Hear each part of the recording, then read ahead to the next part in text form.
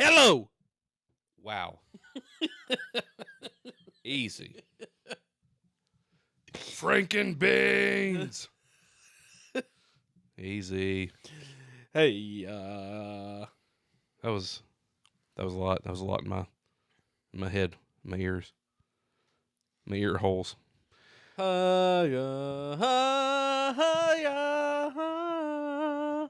Last time we recorded, the sound pads didn't work, so I don't know if they're going to work this time or not. Because I could hear it, If they don't work, we're firing on our engineer. which is me, I guess. Yes, it is you. Oh. Ladies and gentlemen, welcome to the show. Yeah, man. Hey! Perfect. That was perfect. That was so good. If it can be heard, it may not be able to be heard. I don't know what happened with the recording last time. Sound pads were not. Riverside did not use the sound pads. Something happened with the Sounds to me audio. like you need to get it together, Riverside. Well, we're paying $0 for it, so Okay, maybe we need to get it together. I did think about Investors could be you. I did think about doing the at least like trying it for a month. It's more expensive if you pay for it per month versus like per year. Right. But I thought about trying it like for a month because the sample rate is off between like the free version and like the sample rate of our mixer. They're not the same. So that could be one reason why the audio is a little not as good as if we just recorded ourselves with the software on here. So, anywho, enough technical We're working on it, man. nonsensory. What's the beverage of choice? What you got? This is blueberry pie Java Hmm. coffee. So I don't even know the brand. It's TJ Maxx special, you know. TJ Maxx, you never know what you're gonna find. So Yeah. I think it's called Sweetie Pie, the brand. I don't know, but it's blueberry pie coffee, and it is very good. It's mucho good, very good, muy delicioso. This is pretty good. This is a Summit brand, which is an Aldi brand energy drink. Nice, It's pineapple and starfruit. I think is the flavor. very interesting. It's delicious. So I'm drinking coffee. You're drinking an energy drink. It's almost 8:00 in the PM. So we're about to be jacked up. We are about to be ready. Actually, I'm probably going to be able to go right directly to sleep. Yeah. And Me too. that's okay. I'm quite tired. I don't know if the lights, if the colors of our pineapple are coming through or not, but It's there. But we have this. But we have it. We got this. Feast your eyes. Well, how we want to kick this thing off? We don't have any sort of direction or topic or anything really. No, really, we don't.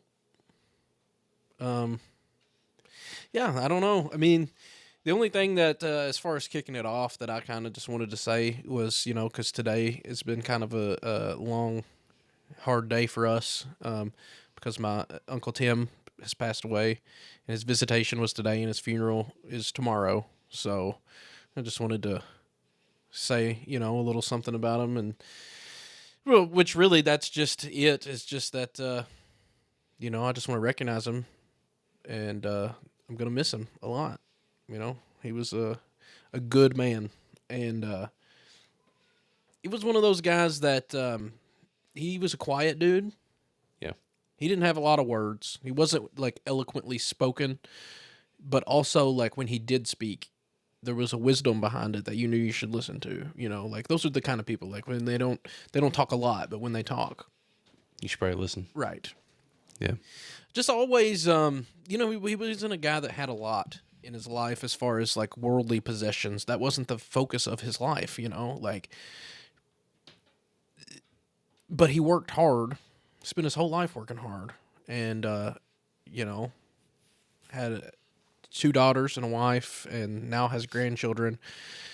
And, Yeah, he's a good guy, man. He's gonna be missed. I know I've got a lot of memories of from my childhood. Mostly, I spent a lot of time in the summers when we weren't in school. My mom would because my uncle Tim and my granddad owned a business together, and so my mom would help them out. And so in the summers, I would go over there and I would work with them some in their shop, and then they also did farming, so I would help them on the farm, and just a lot of memories from my childhood. You know, that sort of Right. that I don't know, childhood memories hit a little different. So he's a central figure in those childhood memories. So it's been a hard one, but Yeah.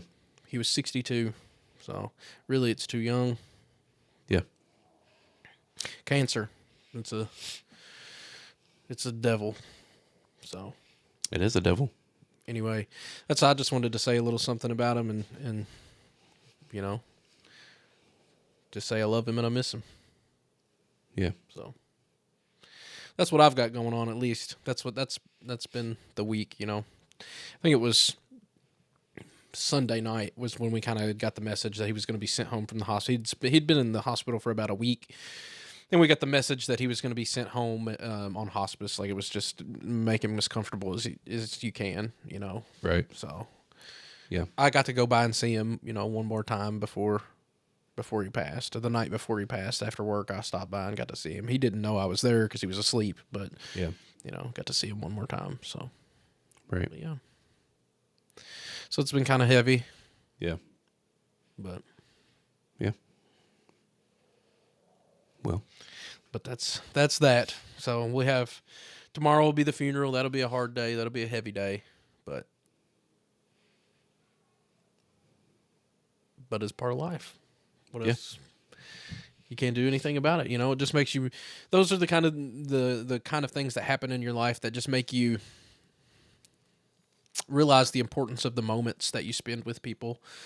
You know, it's so easy just to it's like on one hand we have the intellectual knowledge that one day those either you're not going to be here or those people that you're spending those moments with aren't going to be here. And you like have the intellectual knowledge of it, but we get so caught up in our life that you forget the sacredness of each moment that you spend with somebody, you know. Just trying to keep that that level-headedness about it of like don't take for granted any moment that you get to spend with people or you know neglect to spend time with someone because you get too caught up in your life and too busy because every person that I've lost in my life, you know, that's passed on, that's the one thing is always like, man, I wish I would have spent more time with them. Or when I did spend time with them, I wish I was more present in the moment, actually realizing the sacredness of the time that I had, you know? Right. So that's something that's been on my mind a lot with what's, you know, occurred with our family with this, you know, this passing. So Yeah. it's easy to think about when you have a kid because I mean, I probably think about it too much really, but I always just realize like, I don't know how much time I've got with him, you know? So just trying to be present with that. But it's harder, I think, to realize with the people that like the further out from your inner circle that you get, you know, from your kids and your wife to your parents and then your grandparents and your aunts and uncles and cousins and friends. And, you know, the further out you go, it's harder to realize that, you know, even every moment that we live is special and sacred, and maybe it's the last one that you're going to get with that person. So, Right. we need to embrace that moment and just be present with it. So, Yeah. Which we talked about this a little bit last night, yeah, and like, you know, the just the concept of death itself, and you know, and how that, you know, how we think about the afterlife and or don't think about it, or you know, because you know, I know the one thing you brought up last night was how we can one way in which we can find ourselves neglecting the or just not even recognizing or thinking about the sacredness of those moments is it's like, oh, I'm going to see him again one day, right. you know, and that's um while I believe that's true, um I do think that we should like slow down sometimes. Like we need to be um, more aware of those moments while we're in them, Right. and take stock of that, and like just recognize, like, you know, this is an important moment that once it's gone, it's gone. Right. You know, like that is an important thing. Yeah, I don't think uh, to your point about like, living or looking forward to an afterlife and thinking through it and allowing that to minimize the importance of the moment that you're living currently. I mean, I think it's fine to have a hope for the afterlife and to have a conception of it, but ultimately, like, we don't know what happens. We don't know what that looks like. I mean, it's not even something that's talked about very much in scripture. Right, as far as like what it looks like and all that. Yeah. Right. So we don't know. I mean, we have our own understandings and our own interpretations of the scriptures that we do have, and our own thoughts. And people have had near death experiences that you can like read about or listen to, and who knows how much stock you can put into that or you can't. But like at the end of the day, we don't know what that looks like. Like, Yeah. and I think, like, again, I think it's fine to have a hope, and it's fine to have a theology that includes that. But you can't just neglect the present moment in the hope of a future that may or may not be there. You know what I mean? Like, Yeah. this moment is real that you're experiencing, and beyond this moment, we don't know. Yeah. You know? Right. Yeah. I mean, it's one of those things where like it comes down to like a faith. It's a faith issue, Right. because like I don't, in that respect, I don't know anything. Right. As far as like, what do you know? I don't. Well, I mean, the whole point of having faith is that I don't know. Right. So And that's what I mean is it's fine to have faith. In fact, I think it's a good thing to have faith. I have faith. You know what I mean? Like, I think that's a good thing. But I don't think that we can allow our faith to cause us to neglect what we're currently experiencing. You know what I Right. mean? Like Yeah. that. I think that all I'm trying to say is I think that you have to have that balance there. Yeah. Right. That's the thing. It has to be a balance. You have to. I think both are necessary. You need to be present and live here and now, while also having faith and hope for the future. And that goes beyond just like, yeah, I don't know. I don't know I don't know where we want to go. We can go anywhere. Because what I was thinking about is what I said to you last night, which was like, like this moment between me and you right now where we're having this conversation, like this is a sacred moment. This is a thing that like, Christ is in us and with us and all around us, and is like, this is the holy moment. Every moment is like a holy moment in one sense. Right. But like somewhere in the world right now, there's someone who's currently experiencing something horrendous. Right. Some evil is happening somewhere in the world right now as we're sitting here in the comfort of your basement, talking through these things. There's someone who is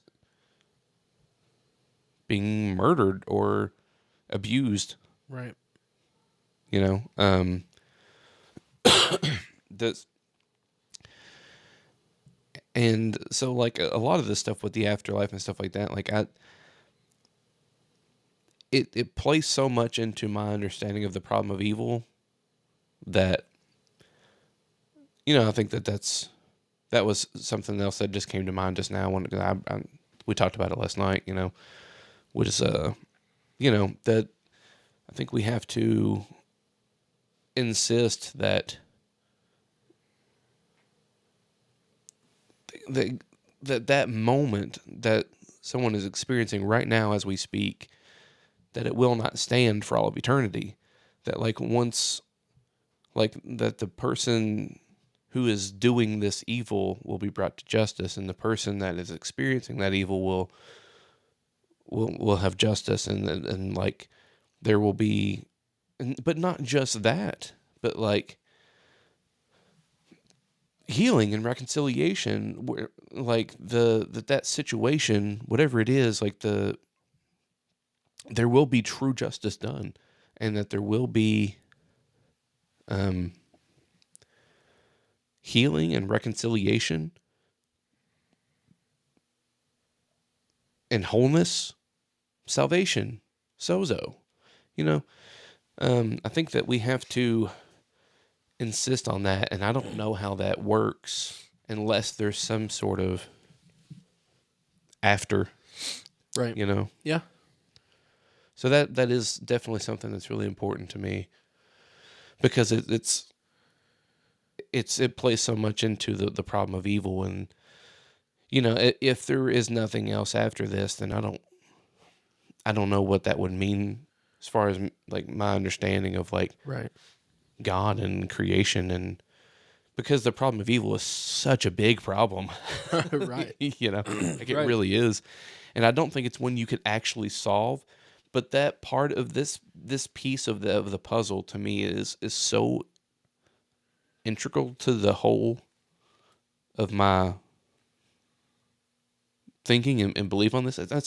It's part of the reason I believe in universal salvation. It's part of the reason I'm a universalist, Right. and a Christian universalist, is like, because what happens there, if you know, that evil that happens can't extend into eternity. That person that committed the evil can't just Right. not, justice can't just not be served. Right. Because the lesson is never learned, the punishment is never fulfilled, the you know, justice is never satisfied. Right. If someone is in hell for all of eternity, and the person that, because punishing someone for doing something wrong doesn't necessarily, it may make you feel better, but it doesn't necessarily bring wholeness or healing Right. or reconciliation between Right. those. And I just can't imagine, oh, that not being the case. You know, I think a lot of people think that like this whole ultimate redemption, Christian universalism, whatever you want to call it, I think a lot of people think that it's just about that. We're saying that there's no justice, there's no punishment, Right. there's no wrath, quote unquote, that there's no like,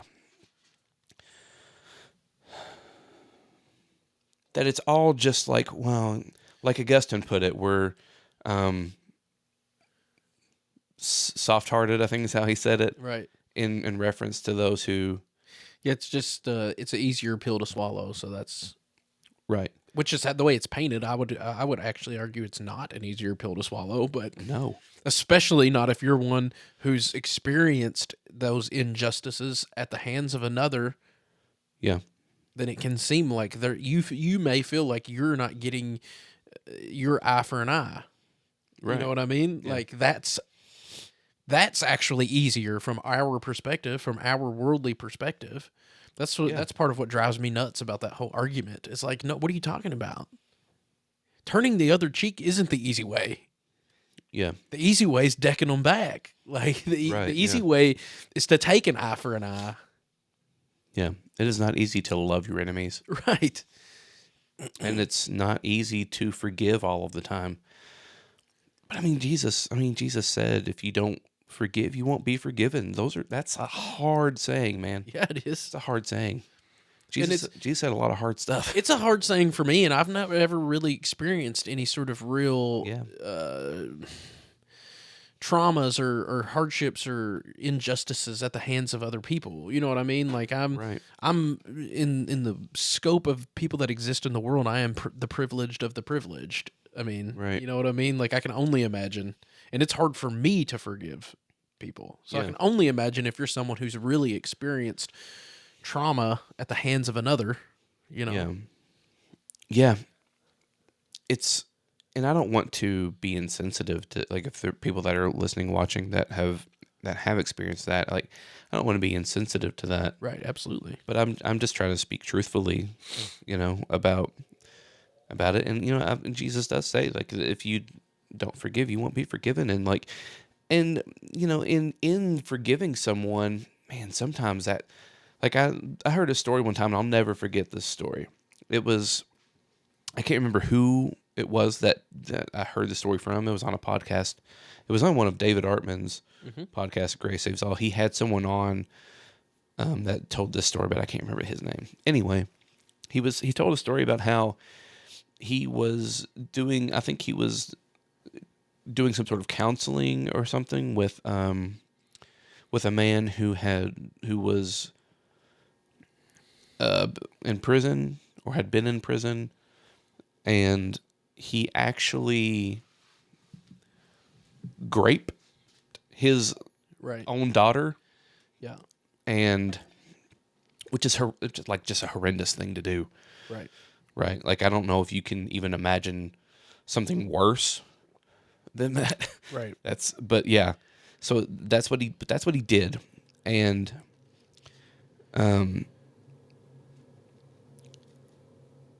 he was, he was wanting to make things right. And, he was, was trying to be, follow Jesus or whatever, and was trying to be he wanted to be saved, but I think he didn't really think he could, and he had so much guilt, Right.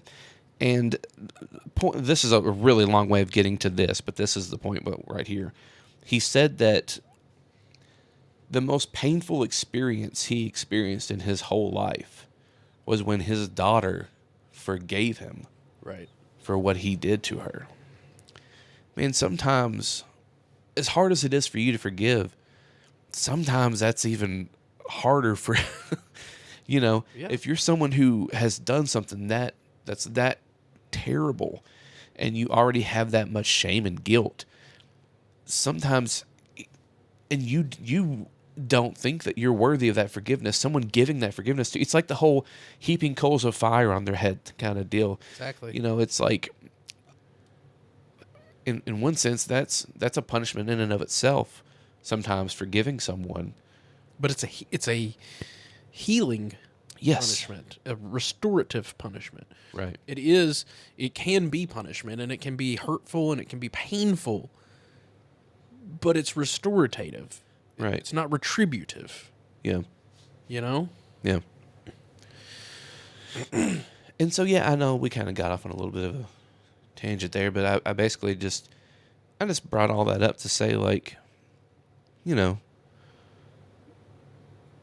it recognize those moments for what they are. Yeah. Be present in these moments, and don't take them for granted. But also be hopeful Yeah. for the future. I think that you have to, with that hope, though, yes, I agree 100%. But I think with the hope for the future, it also has to come with an acknowledgement that we don't know 100% what that means. To say, because we've only ever existed to our knowledge, in this fallen existence that we currently have. You know what I mean? So, Right. like, what does it look like to say all things will be made right? We don't even know. Like, Right, yeah. you know what I mean? Like, we can have our own ideas and thoughts, and they're all hopeful, right? Because in the end, the hope is that all things will be made right. But what does that look like? I don't know. I mean, yeah. Yeah, you know what I'm trying to say? So, like, I mean, I think that I'm hopeful in afterlife. I'm hopeful, and I think that I do believe that all things will be made right, but also I don't know what that means necessarily. Like, if somebody was to ask me, what does that mean to say that all things will be made right, or are made right since it is finished?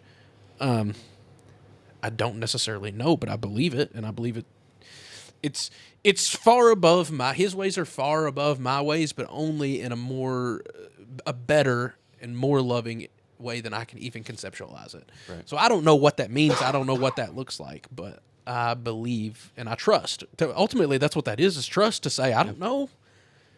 I can't even conceptualize it in my own brain, but I trust God that things will work out for the best because he's only has our good intentions for us and what's best.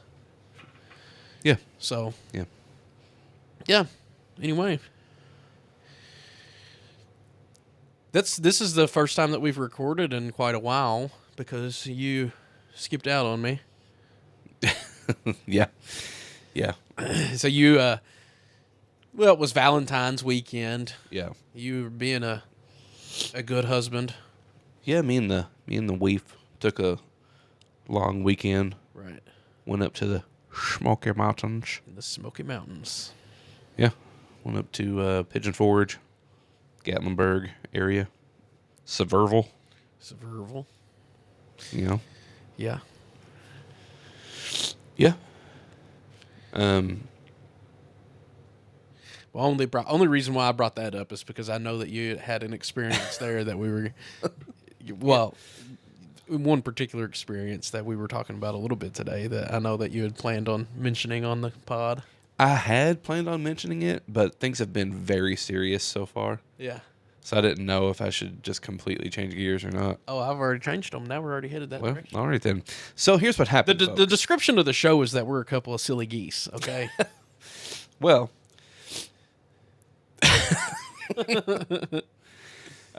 so I went to the store. It's Pigeon Forge, Gatlinburg. It's a very interesting.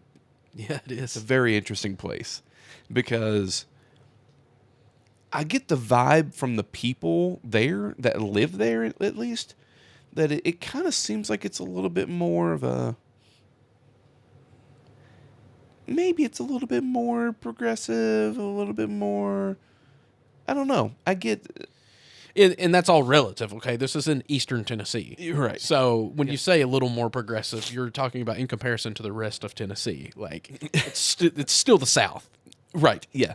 But like it's just interesting because like if you look at like it seems like a lot of the shops and stuff like that are catering to they know their audience. Mm-hmm.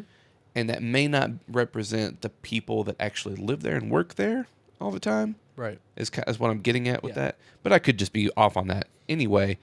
But there's like several Trump stores there. That's all they have. It's like Trump. There's like a Trump superstore there. It's so weird. That is so weird. Right? Like even if you like the guy, that's you just pause. You have to admit that's weird, right? Yeah, like just I mean, him as a figure is just it's bonkers what he has become. I know. You know, like there was never I don't remember there being an Obama superstore anywhere. I don't remember. Maybe it existed. I don't know. And it would, but if it did, then that would have been weird too. Right.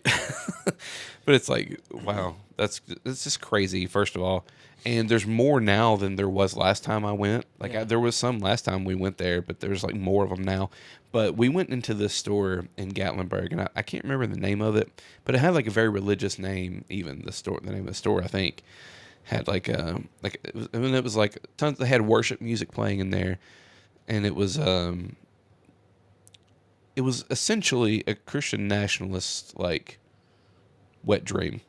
It was that's the phrasing that you used when you sent it to me. So it was like a Christian nationalist paradise in there. Yeah, the Garden of Eden for Christian nationalists. Yes, there was like cherubim at the door and everything. It was pretty crazy, like seeing how much. Like just that mixing of politics and Christianity and just seeing it in that store, like it's there for a reason. People are buying it, right? Yeah. It was just an interesting experience. I guess, and maybe I I probably don't keep up with some of the like more recent happenings than I should. I don't watch the news and stuff like that. Like I don't watch TV usually. Like I don't have a lot of time for that. In case if I do, me and Kel will sit down and watch something on Netflix or something. Yeah. But I don't really keep up with all that stuff. But I think things have gotten so much more extreme in that regard than I ever even realized. Like just watching the most recent episode of the New Evangelicals. Well, actually, I think it was the Tim and April shows, which is a completely new thing that they're doing. But it was about a lot of the. I haven't even finished the episode yet, but a lot of it was about that same sort of thing. And I was like, man, I didn't even realize. Like the one that blew me away. They showed this video of this lady who was doing, those like demonstrative paintings. I've seen them done in churches before where there'll be like worship music playing and somebody's up there just really painting away. And then they'll like turn it around and show the audience and then flip it upside down. And it's really a picture of Jesus that like they don't see it until they turn it and flip it. And then you're like, oh, wow, that's really cool. Yeah. But like somebody was doing that. And I don't even know where this was because it was a huge place with a huge crowd, but there was worship music playing, and it was really weird for me because it's a song that we play at church, and it's one I really like. Like it really, it was at a church, I think. Yeah, I don't know, but it seemed like it was a church. But I mean, the lady was painting and doing the thing, even like taking breaks from the painting to like raise her hands in worship of God and all this, and then like when she reveals the painting, it's a picture of Donald Trump, not Jesus, and I was like, yeah. This is so weird, right? It is weird, and I'm saying that like it's another level of weird to me because I don't think that I think he's not. I'm trying to be kind here, but I don't think he's a very Christ-like figure. I think he's the opposite. Let's just say.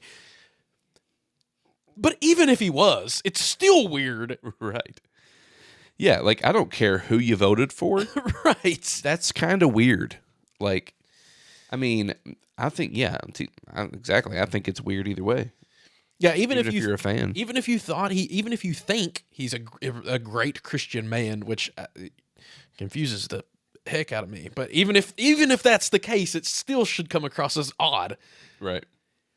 And it really does. Like in that, they kind of made a parody of that. I think April posted it on her Instagram where she took the video of that, but she removed the audio and put the background audio from the old school 10 Commandments movie whenever Moses comes off the mountain and he sees the golden calf. Right. And it fit so perfectly. It was so scary. Yeah.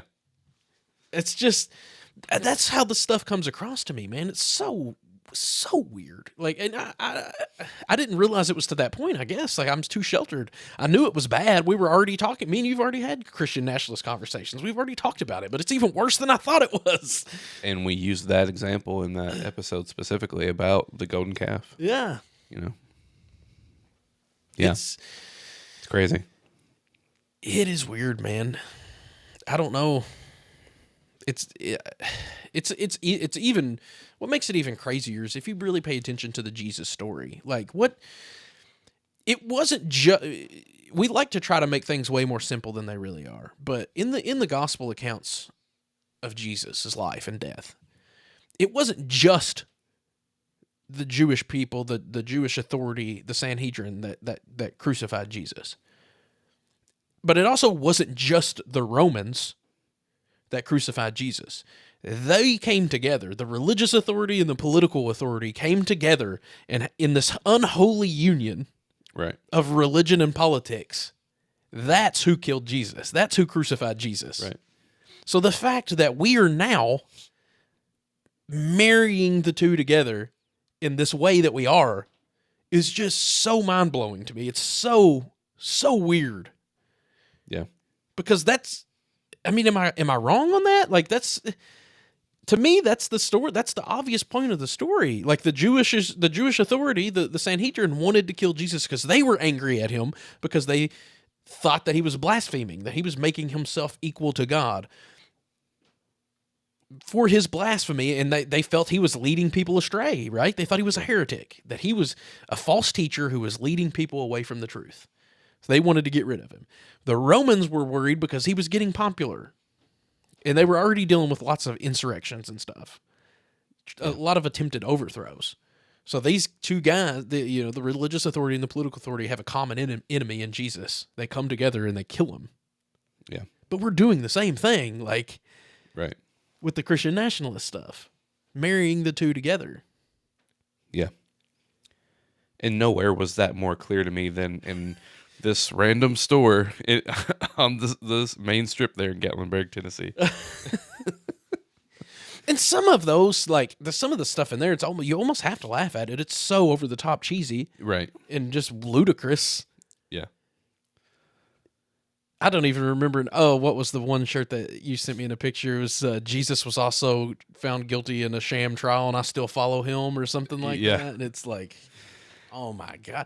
Like, how do you not see in that situation? You are literally equating Trump to Jesus. Right. Yeah. That's what they're doing. Yeah. Well, there's been multiple books written where they say that, where they're making that comparison outright between Trump and Jesus. I can't think of the name of the titles, but there's a couple books that have been written Yeah. where people have done exactly that, comparing Trump to Jesus. Yeah, I think the closest comparison to Trump in the Bible is probably that almost fatal head wound that can be found in the book of Revelation. I mean, you're not wrong. Yeah. I mean, I don't know. I don't know what to say about that. I mean, all my whole life I've been told like to be on the lookout for like I've been like on the like watching like wondering who the Antichrist is going to be and all that, and like there's all these signs and all these things that are like this is who the Antichrist is going to be. And it's like, well, if you pay attention to that list, Yes, I don't know, man. right. That being said, I don't actually believe Trump is the Antichrist. I don't believe it. But- I also don't, because I don't believe there is the Antichrist Right, necessarily. yeah, me But either. like, I think that he fits the role. I think that he is Antichrist in a lot of ways, Right. as in like says or does the opposite of what Christ would say or do. Right. But Anyway, I mean, to me, the whole point. sometimes I do too. Right, absolutely. The whole point to me, though, isn't even like, to me, it's not about Republican or Democrat. It's not about conservative or progressive. I think you can have whatever politics that you have. That's not the same thing as equating a politician to Jesus, Yeah. or in a way worshiping him as if he's a Christ figure. So I don't follow this stuff enough to know like that shirt that talked about a sham trial. What is that even in reference to? I mean, because that was the whole thing. That's why a lot of the most ardent supporters of Trump don't care that he's a felon. They don't care, because to them it was a sham trial from the beginning. It was set up by the political opponents just to make him look bad politically. It was all just a farce. So it was a sham trial. But I don't even follow it enough to know what he was on trial for. Oh, That's it what I'm was saying. assault or some I don't know what the actual like. Was that in reference to the sexual allegations I'm pretty sure that he was found liable of I'm pretty sure. against the lady? And then I he mean, had again, to I've pay already her and apologize to the judge. I've already admitted in this episode I also don't follow it that much, but yeah, I didn't know if it was in reference to that or not. it could have been any number of things. Quite frankly, the fact that you even have to ask that question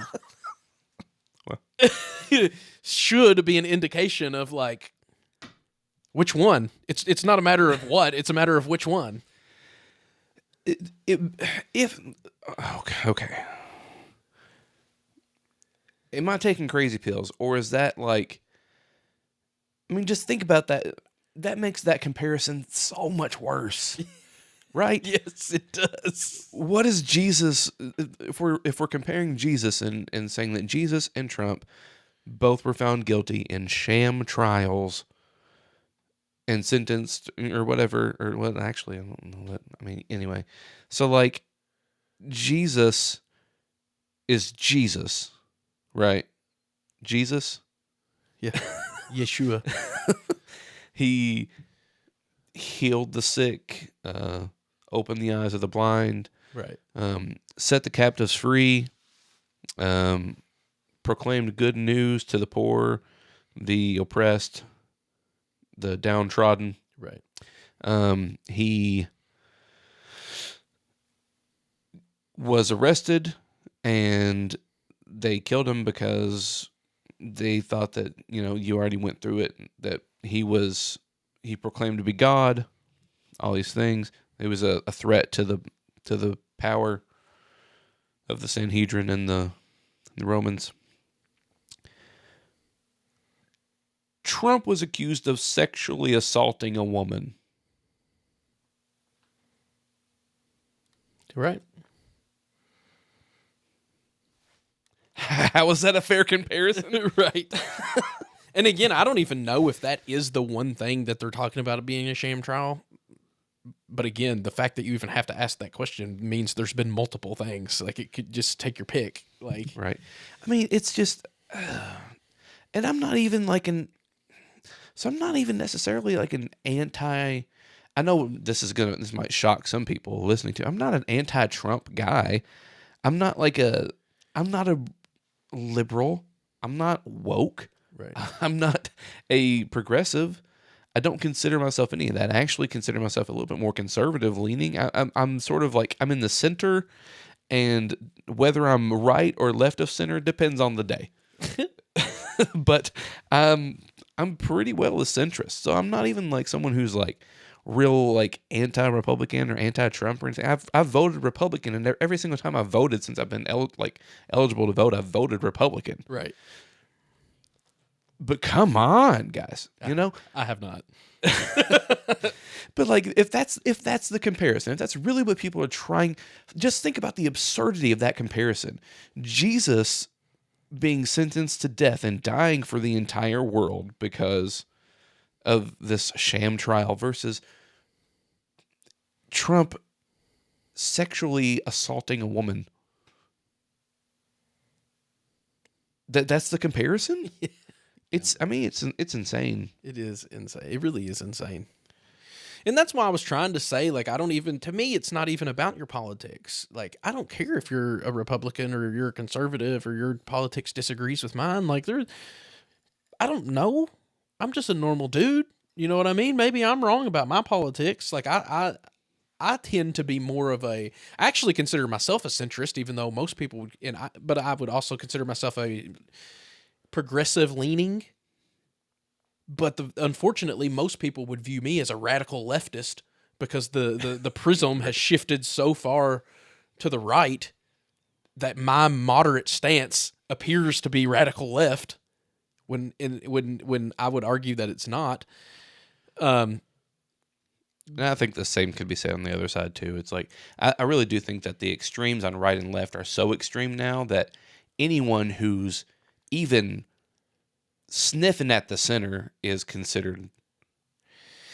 Yeah, maybe. I think yes. I think that both sides have the gap between the right and the left has expanded.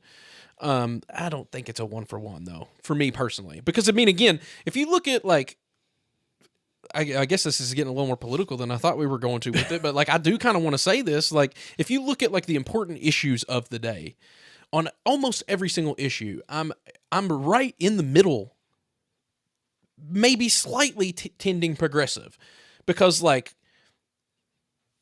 Second Amendment rights, I'm not a hardcore liberal on that. Like, I support the Second Amendment, but I think that we could do more to keep firearms out of the hands of people that don't need to have them. That's a moderate position. I'm not extremely left. I don't think that everybody should have to give their guns away. I don't think that. Right. But I'm also not extremely right, because I think there are some things that we can do. I don't think there should just be unregulated, anybody can have one. There's more that we could do. That's a middle position. Like on abortion, which is another hot button topic. Like, I do tend to lean progressive on that, but I don't think that anybody should just all the way up to their day of conception or their day of birth be able to just abort their pregnancy. Like, right. I'm okay and think there probably should be some legislation around it and restrictions to it, but I tend to lean more towards a woman's bodily autonomy. So it's not extremely left in that it should be unregulated. Anybody should at any time, but it's also not right. Right. In that we should completely limit it. It's a middle position leaning left. Right. On immigration, like, I respect the fact that there needs to be an immigration reform. and that there are laws. Those laws are there for a reason, to keep people safe, and they need to be enforced. But I respect people as human beings, and it needs to be done. There are ways to do it in a humane and loving and kind manner, like where we're not separating families and putting people in cages and stuff like that. You know, like that's a moderate position. That's not an open borders, anybody comes, anybody goes, extremely left position. But it's also not ICE coming into church services and rounding people up. And you know what I mean? Like that's a middle position. Every single position, I'm a moderate, but I'm looked at as though I'm like a super liberal progressive person, because while both extremes on both ends may have widened out, I do feel like the prism as a whole has shifted to so far to the right that even those middle positions that I hold are come across as liberal positions when they're actually completely right in the middle of the aisle. Yeah. But anyway, I digress. Yeah. That was a little soapbox. That was a little extra for you. You don't even have to pay extra for that. That one's a freebie on me. But the whole point being, I don't care what your politics are, if you're right or left or whatever. That's not the point. To me, that's not the absurdity of it. The absurdity is the figurehead and the way that we have married the religion and the politics, and the way that we have elevated this person as a figurehead, as a Christ figure that is celebrated and in a lot of, I would argue, worshipped in a Christ-like way. That's to me what is number one idolatry, and it's absurd. Yeah. It's not about, like, not everybody who's even a supporter of Trump acts that way about him. Yeah. And if that's you, that's not what we're talking about here. Right. You know what I mean? Yeah. Yeah, it was just an interesting experience. Yeah. I thought it was fun. I thought, well, fun's not the word. Like, I did think it was funny. Like, I went into the store, and when I saw what was in there, I did laugh. But it's also kind of like, man, like, it's probably not something you should laugh at, actually. Because it's not a good thing that we're blurring those lines so much between where, to some folks, Republican politics that just is Christianity. Yeah. For some people, not everyone, but like those lines get real blurry. It seems like at times, and like just in that store was just a perfect example of it, because like I said, it had like a Christian name. You go in and they're playing worship music. I was singing along. It, like, one of my favorite songs was playing in there, actually, like a worship song we do at church was playing in there. But I walk in, and like there's all kinds of, like, there's manger scenes, like there's like beautiful artwork where it's like it's got Joseph and Mary and Jesus, and they're like, it's all one piece, and it's like hand carved wooden, and it's like beautiful thing. And a lot of the shirts were, Christian themed. So like the whole store is like a really Christian thing, but you walk in and there's like pictures of Trump everywhere, and like there was one that had like the picture of him, like, after the attempted assassination, the famous picture. Everyone knows what I'm talking about. Oh yeah. And there was a flag hanging up that had Jesus, and it had like all the different like symbols for the various branches of the military on it. And I was just like, man, like the level of Christian nationalism and militarism mixing with Christianity, like seeing it in person like that in that store was just kind of like shocking. I think it's not just shocking to me, which it is shocking, you're right about that, but I think it's just the danger of it to me is so grave. Because what it really does is to your point, it's completely blurred those lines between politics and religion, to the point of where, like, if you view something differently, you're considered a heretic. which is exactly what happened to Jesus. He was out of line with the authorities, both the religious and the political authorities. And it was his threat to their authority that got him killed. Right. It seems to, it's not, I think what it does is it ignores the fact that there are half a bazillion different Christian denominations. There's half a bazillion different Christian scripture translations and interpretations. And it tries to uniformize uniformize, that's definitely not a word. Everything as if there's just one way, if there's one under, if you have any conception of Christianity that doesn't fall in line with this, it's a false Christianity. Right.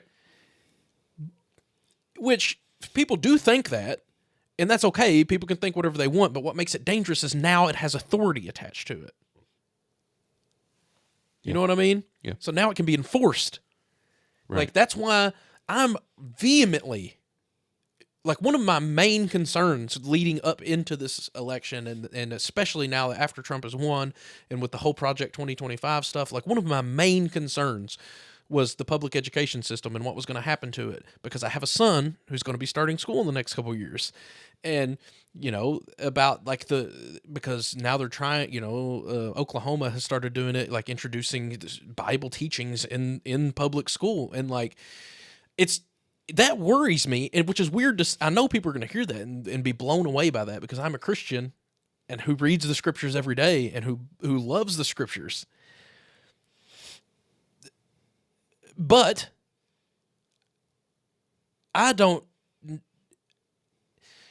it worries me who's going to be teaching it and what slant they're going to be putting on what they're teaching. You know what I mean? Like, that's why, like, when I want my son to learn the Bible, I will send him to Sunday school and like place like Bible teachers that I know and trust. Like me. Yes. Not public school instructors, especially if it's going to be this right-wing Christian nationalist version of Christianity. I don't want that ingrained within my son. To me, that's a bad reading of Scripture.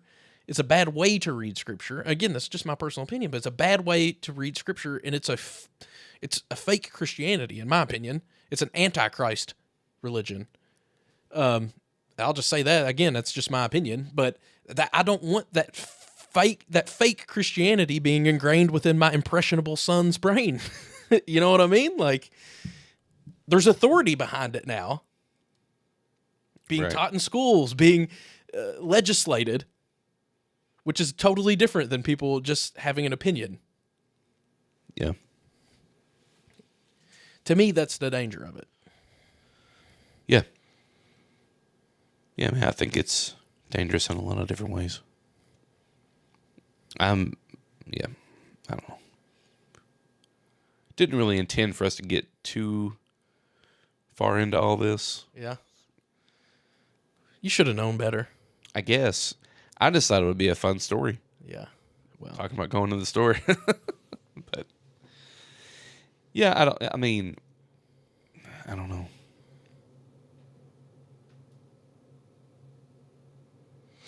I mean, there's people who have done a far more in-depth work on the whole Christian nationalist thing that know a lot more about it than we do.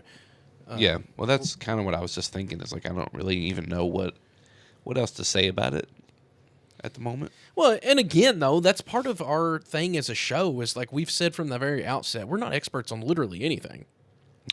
Right. We're just two normal guys having a normal guy conversation. Yeah. Like, so if you're coming to us to teach you, to be your authority, like, I'm sorry to tell you, but we're probably not the right people for that. We're here to have a conversation, to ask tough questions, or to have hard conversations, or just have a normal conversation even. You know what I mean? Like, yeah, we can have a conversation. These are our thoughts about Christian nationalism and the marrying of Christianity and the authority of government. And these are our thoughts on it. That doesn't necessarily make it right. It doesn't make it the educated position, but it's my viewpoint. It's the way I see it currently, you know? Right. Yeah. My main beef with all of it is I just want... It's all from, like, the like, I don't care about politics. And, like, I don't have my own kids that are going to be in the school systems. Like, I have less worries. Most of my worries are all from, like, the Christian side of it. Yeah. The Christian side of the Christian nationalism thing. Like, it's all about, like, what is the future of Christianity? You know, like, what is going to, like, if I mean, I have so many things going through my head right now.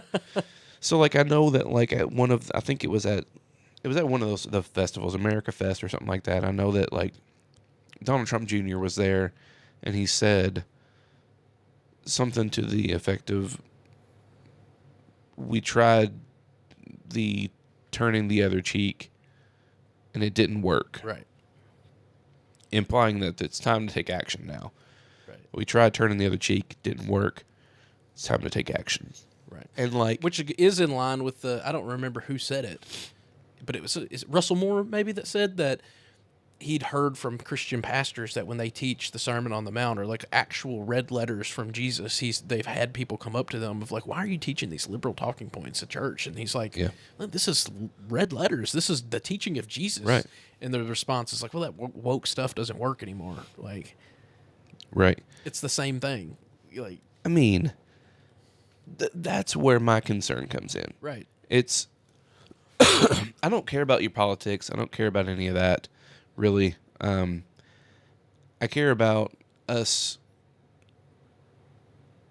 following Jesus.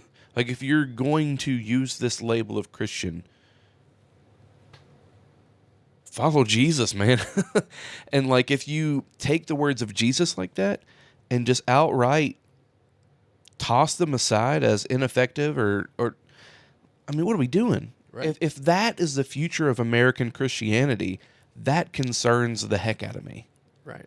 That is my concern. My concern is the Church of America and the future of Christianity. We cannot take Jesus' words and just throw them aside because they're hard. Right. Yeah, I mean, I think, I don't know that you would even agree with the sentiment of this, but I seen a cartoon and I thought it was pretty profound. Again, I don't know that you would even agree with the sentiment of it. I kind of do, actually, unfortunately.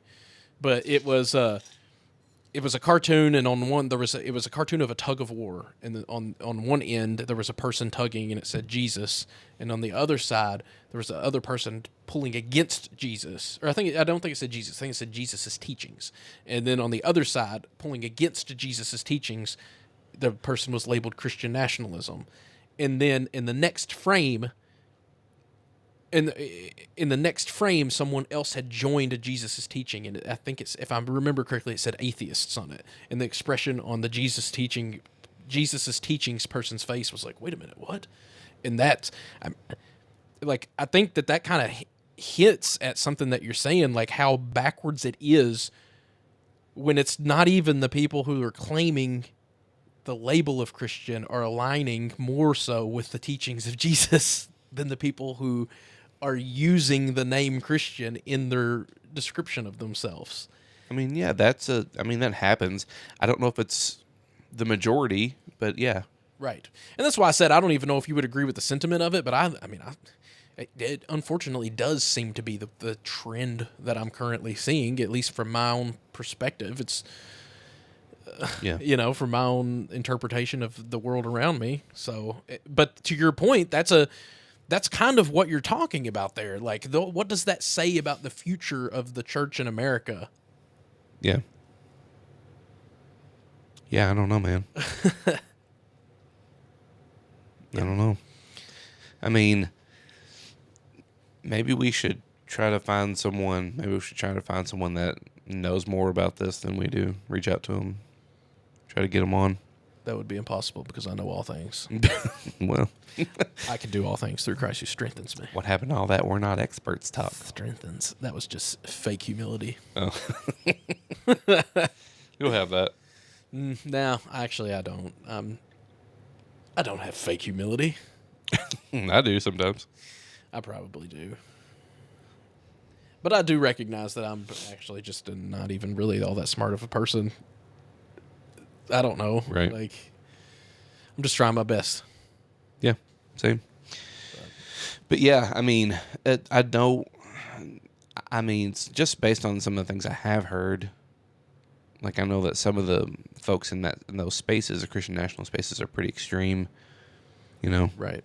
and I know that that's maybe not like the case for everyone who would consider themselves a Christian nationalist. Anyone who would actually adopt that label Right. for themselves, but I mean, in trying to be open-minded about it, I'm sure that it's a term that's used a lot in a lot of ways, like deconstruction or universalist. Like those are all words and labels that everybody that uses them has their own conception of what it even means. right, And so some people may hear us use the terminology Christian nationalism and consider themselves that, and nothing that we have said so far align. And they think that we're just spouting crap could be, yeah, because it's not in alignment with what they consider to be Christian nationalism. And that's just that's the unfortunate thing about language, is that we have terms, especially when we're trying to label things and people, as we all have different understandings of what those things even mean. I mean, that's been one of our biggest complaints about people who have said crap about like universalists, is like they'll attack the what we mean, what we say when we say universalist, but then what they're attacking is a straw man that has nothing to do with the universe. right, Like, you know what I mean? Yeah. Like we mean something totally different than what you're attacking when you're saying that. Like your arguments aren't even related to what we're talking about, because it's a completely different thing. right, And we've seen the same thing with like deconstruction and Alyssa Childers and right, that crowd. When they say deconstruction, they mean something completely different than what we mean when we say deconstruction. right. And again, I think, just trying to be generous, I think that probably people do that with Christian nationalists too. The term Christian nationalism. Yeah, Because a lot of people probably are just like, well, I love my country, and I'm a Christian. I'm a Christian nationalist. Don't cut that out of context. Oh, I'm clipping it. But that is probably like, I mean, just to be real, that probably is like, some people are just like, well, yeah, I mean, of course, I love my country, I love my religion, I'm a Christian, Right, and I'm a patriot. Of course, I'm a Christian. Like. right. But Yeah, that's a fine position. That's not really what we're talking Yeah. about here. yeah. I'm not saying that you can't be a patriot. And like one thing I said earlier about the Jesus flag, Yeah. like I'm not saying that Jesus doesn't love the people in the military Right. and want their safety and care about them. Right. I'm not saying that Jesus doesn't. I'm not. I just think it's a weird look. Yeah. I mean, right, Jesus. for someone who is pretty clearly nonviolent. Right. Jesus blessed the centurion. The centurion's a Roman soldier. Right. Yeah. So, I mean, yeah, of course he does. But I don't think it's right to use him as a mascot for militarism. Right. Yeah. Beings that, his cornerstone teaching being the Beatitudes. Right. Blessed are the peacemakers. Yeah. Like. Yeah. Turning the other cheek, loving your enemy. Right. The whole thing, like, Blessed are the merciful. again, to your point, like nonviolence seemed to kind of be his thing. Yeah. So, like, using him as a mascot or a symbol for militarism seems wrong to me. But that doesn't mean that he doesn't love the people of the military. Obviously, he does. Right. Yeah. Yeah. So, I mean, if there's anyone who's currently in the military or is a veteran, like, I'm not trying to offend anyone or anything. No, I mean, I've got loved ones who've served in the military, friends who've served in the military, and I mean, sure. at one time I even looked into it. Yeah. I ended up not going that route, but looked into it, and it's an interesting conversation to have. It's just hard to have that conversation because people's emotions do get so charged into it. Yeah. About like the nonviolence aspect of it and Jesus, and because I know that the argument would be made of like, part of nonviolence is protecting those who can't protect themselves. You know what I mean? Like, so I know the arguments for it, and I acknowledge the intricacies, There it is. intricacies of it. Yeah, I mean, like I know that one thing someone could say is like that, Jesus' teachings may work.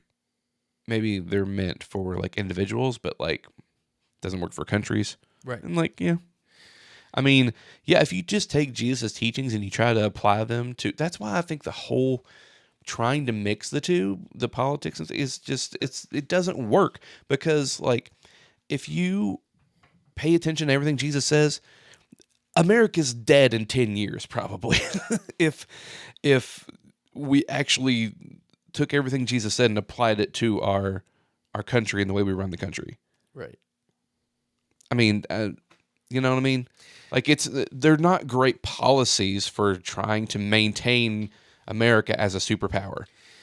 Right. I mean, well, we kind of talked about that a little bit with the whole idea of immigration, right? And that's like, I can understand the argument of like being a very strict on immigration policy as being what's best for America. I'm not saying it is, and I'm not saying it isn't. I'm not an immigration expert. I have no idea. But I can see the argument. Right. But what's best for those individuals? Right. You know what I mean? Like, yeah. If you're supposed to be, according to the teachings of Jesus and the scriptures, you're supposed to be loving your neighbors, which is not just your countrymen. J.D. Vance, just want to throw that out there. But if you're actually supposed to be like treating the foreigners with, as that's biblical language, by the way. I'm not trying to be offensive, but right. the foreign born, that's a kind of a key cornerstone of all the biblical teachings is the refugee, the immigrant, the foreign born are all supposed to be regarded with respect and love and compassion. Maybe what's best for America isn't actually like compatible with the teaching of Christ. If you're right, you know what I mean? Like to your point, like that's what I'm saying. Yeah. So I don't know. Yeah, I don't know. It's funny that you went there with that, because that was going to be that's the first thing that popped into my mind was like, I hear the people say that of like, well, but they would use that as an argument of why we need to be militarily active in the world and have a very strong military, but then ignore that same point on other aspects of where they're trying to enforce their interpretations of Jesus's teachings into the government. You know what I mean? And so, like, I don't think you can pick and choose like that. Yeah. So,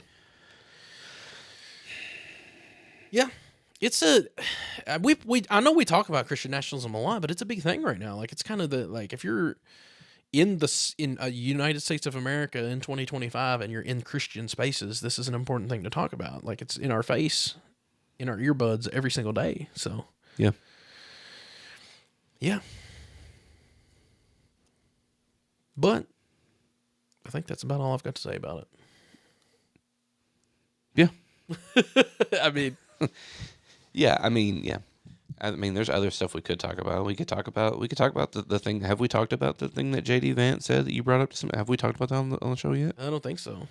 I mean, we could talk about that. We could talk about, Trump appointing, Paula White. We could talk about some of that stuff. Oh, I forgot about that. I mean, we definitely don't have to. Right. But we can. The J.D. Vance one really, really kind of bothered me because it was...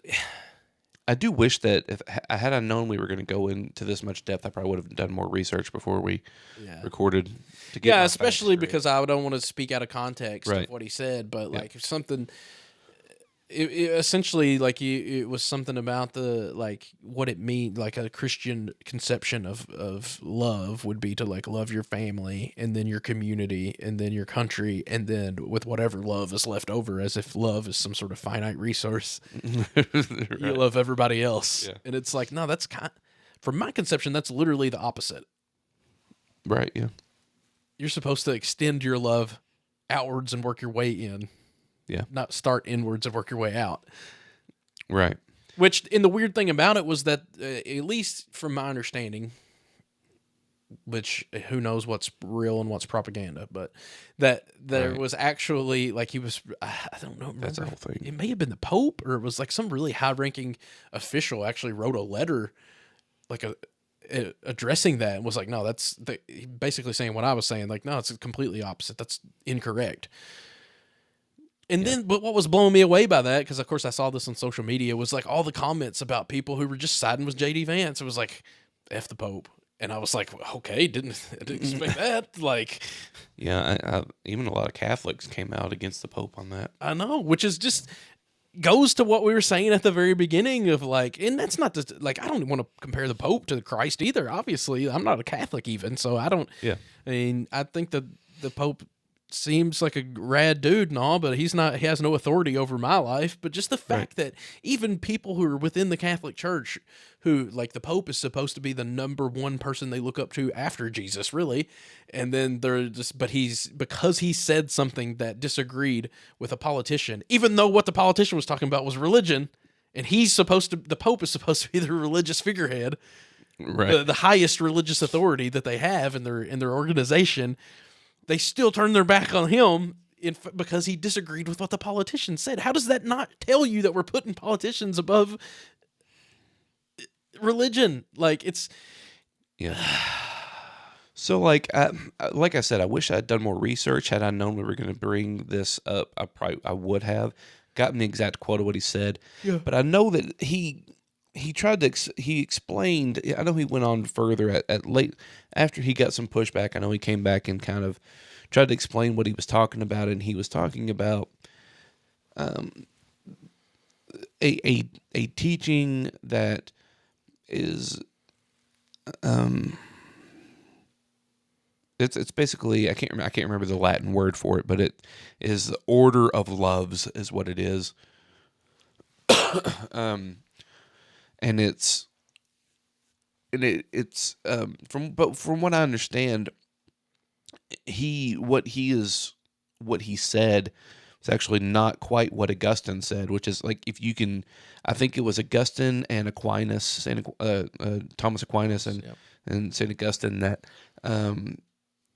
both of them had said similar things to what he was trying to say about like there being a certain order to your loves or whatever. yeah. But that doesn't mean even if he nailed it, and that's exactly which from listening to people that are way smarter than me on it have basically said that that's not at all what Aquinas or Augustine were saying. Right. But even if he nailed it, doesn't mean they're right. Right. You know, like I mean, I'll take the words of Jesus over Augustine or Aquinas any day. Right. You know, and so yeah, I don't know. That one was weird to me. It was just, it's the point to me wasn't even like it bothered me because his conception of Jesus's teachings on love was completely backwards, which is offensive to me, really, in a way. But it's a false teaching, in my opinion, which of the highest degree, by the way, because we're talking about love, which is God is love. Right. The two commandments that Jesus gave was love God and love neighbor. Like that's Right. it. That's the law fulfilled. Love each other as I've loved you. Yes. So if we get that mixed up, then we have nothing. Right. So to me, it is of utmost importance. Yeah. But that wasn't even the point of, to me, what was even more egregious was, I don't know about egregious, but what was even more concerning to me was the way that people just wholeheartedly supported him. Even, to your point, even Catholics refuting the Pope in favor of him. To me, that was just like the most concerning, the most alarming thing, the thing that set off all of the alarm bells of like, how do we not see this? How do we not see what road we're going down here? Whenever Right. like we are just so wholeheartedly behind our politicians. How do we not see that? That to me, that was the point that stood out to me that I want to address. If like we've got to be able to see that. Yeah. Because then, if in that case, like there's no, and I've kind of hinted at this before with even some people. People frustrate me quite a bit, you know, because I've heard a lot of people say, that they don't do that with Trump, and that if they didn't vote for him because they loved him, but they voted for him because they thought he was the better of the two options, and blah blah blah blah blah. But then this is what always happens. Like, there is no condemnation. There's no talking out about it. Even with something so seemingly so egregious, it's like we're going to wholeheartedly support him no matter what. And anytime you speak out against something he says, or we're talking about J.D. Vance here, who's Trump's vice president, like, even if you do come out and say something, you'll get attacked, and there are people act like you hate I don't hate Trump as a person or JD Vance. I don't know JD Vance. I don't personally know Trump. My understanding of Trump as a person is I don't think he's a very Christ-like person, but at the same time, like, I don't know him. I don't know the intents of his hearts, and like, I really try not to judge people, even him, even though it's hard and I don't always succeed at it. I do judge people. I'm not immune to it. So I don't hate him. But I think you've got to be able to criticize people. You've got, and not when I say criticize people, I don't just mean like beat them down, but I'm talking about like when they say something, you've got to hold them accountable to it. You've got to be able to do that without people like he's untouchable. You can't say anything negative about him, or we're going to come at you. It's like, no, man. Like, I think especially people in power, nobody should be criticized more harshly, in my opinion, than like the president, the government people, like the president, the senators, the vice president. And even I think the same goes within like religions. The people that hold the most authority should be held to a higher standard of accountability. Right. Yeah. But it's the very exact opposite. We are so team oriented that like you can't speak out against people. Especially, like, it's nobody bats an eye if you're going to speak out against a nobody, but like, don't speak out against the politician that represents my side of this team, right? Or don't speak out against this denomination because this is the denomination I belong to. So don't speak out. You can't. You know what I mean? Like, right? No, those are the people that we need to be holding those people to account, and that doesn't mean that we hate them, right? And it doesn't even mean that you can disagree with somebody and hold them to accountability and still support them. Yeah. You know what I mean? Like, just because they're not perfect, nobody's perfect. They're going to screw up sometimes. And when they do, you need to be like, hey, I think you screwed up there. Now, I still love you, and I think that 99 of these other times, you did 100 things and 99 of them were right. But you did this one wrong thing, and you need to be held accountable for that. Right. You know what I mean? Yeah. It seems like we've lost that ability in today's culture. Perhaps. Maybe I'm just crazy, but that's what it seems like to me. Well, I'm definitely crazy. Everybody knows that. Everybody knows that. Yeah, it's just an interesting thing because I know that, like, I've talked to some people personally that feel that same way about like they feel like if they say anything,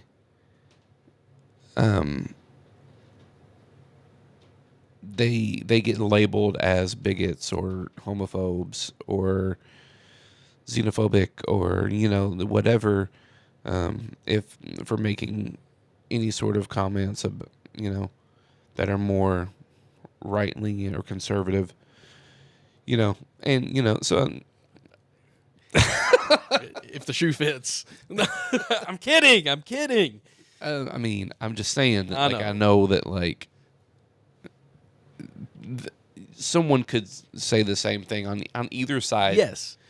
People have that same complaint Well, and on either side. and that's why I phrased it the way that I did, is because I didn't say that I think that only the people on the right have this problem or only conservatives do this. No, I think it's society as a whole, and it's not just politics, it's religion, or it's literally anything. We've lost the ability to criticize our own team. Yeah. Yeah. Yeah. And we have to over account for the other team. Right. Yeah. I don't know if I've used this. Have I used this analogy on the show before? I don't know if I have or not, but I guess I'm going to use it again because I don't remember. But I was talking to someone, and I basically said that same thing, like not being able to see the problems with your own side, and like only seeing the extreme parts of the other, and like I used an analogy of like Kool-Aid, and like one side's drinking blue Kool-Aid, the other side's drinking red Kool-Aid. Both of you got mustaches. One of you's got a red mustache walking around looking silly. One of you's got a blue mustache walking around looking silly, making fun of each other for having silly mustaches on and not looking in the mirror to recognize that you have one also. Right. Like, look at these fools walking around with their blue mustaches on or their red mustaches on. Meanwhile, you got one too. You just can't see it. Right. Like, it's everybody's drinking Kool-Aid. Everybody got a mustache. Everyone walking around looking silly. Look in the mirror. You know? Yeah. That's applicable to everybody. I think so. But yeah, I think it is. It's we've lost that ability to I don't know why that is though. Or did we lose it or did we ever have it? I don't know, man. I don't know anymore. But I know even just like in a personal, like an applicable level, like I've had this come up several different times before where like I would post something on Facebook about my disagreement with Trump or on a particular topic or whatever.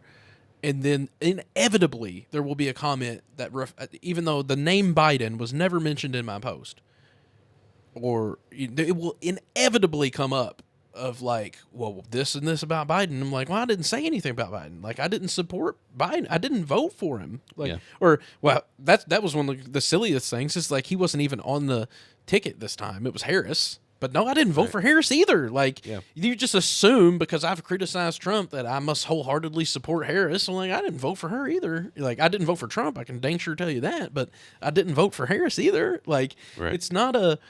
But for whatever reason, that's what we do. It's like it's our team or the other team, and like you criticized our team, so that means you play for the other team. Yeah. No, I got shade for everybody. These hands do not discriminate. Yeah. Everybody could catch these hands. Everybody. Everybody. I'm equal opportunist. Yeah. But yeah, we definitely went way more on the Christian nationalism side than I thought we would. Yeah. It's not actually been something I've thought a lot about lately, to be honest. So it's something I've thought about a little bit, but like it's also something that I have more and more recently recognized my ignorance on it, and so I hesitate to say much just because like I feel like I need to educate myself more on it before we talk a lot about it. And I say that after we've basically spent an entire hour at least. Well, I think it just depends on. I think it just depends on how. Again, I've said it before already in this episode, but I think it depends on how we're talking about it. Because, like, all I'm giving you is my opinions and my observations. Yeah. Now, I've admitted that I'm not a scholar on the topic, and to your point, there's people out there who know a heck of a lot more, and there's more that we could do to educate ourselves on the topic. But I'm giving you my perspective as it is today. This is the way I see it. Like, could be wrong. Maybe I'm a moron. I don't know. But again, if you're coming to me to teach you something, well, that also says something about your intelligence. But yeah, I don't know. It hasn't been. It's not something that I've thought too much recently about. I think I have to. This is one of those topics where I have to take a break from, because you'll go crazy. Well, not just crazy, but like I can very easily go down into a pit of despair. Yeah. You know what I mean? And like right now, it's spiritually, like I feel like I'm in a good place. As far as like there's still stuff I'm wrestling with. We talked a little bit about it last night, but I'm not wrestling with it in a way of like I'm on the brink of collapse. My faith is about, you know what I mean? Like I'm in a good place overall. And I say, like, I'm in a good place just in general. Like, the last 2 weeks I've participated in Bible study for the first time in a year. Like I'm in a good space in regards to that as well. Of like and I've been, studying more and from a good place, not just reading to read, but like you have to. There really is something to like preparing your heart and mind to receive whatever it is that you're about to read, and Right.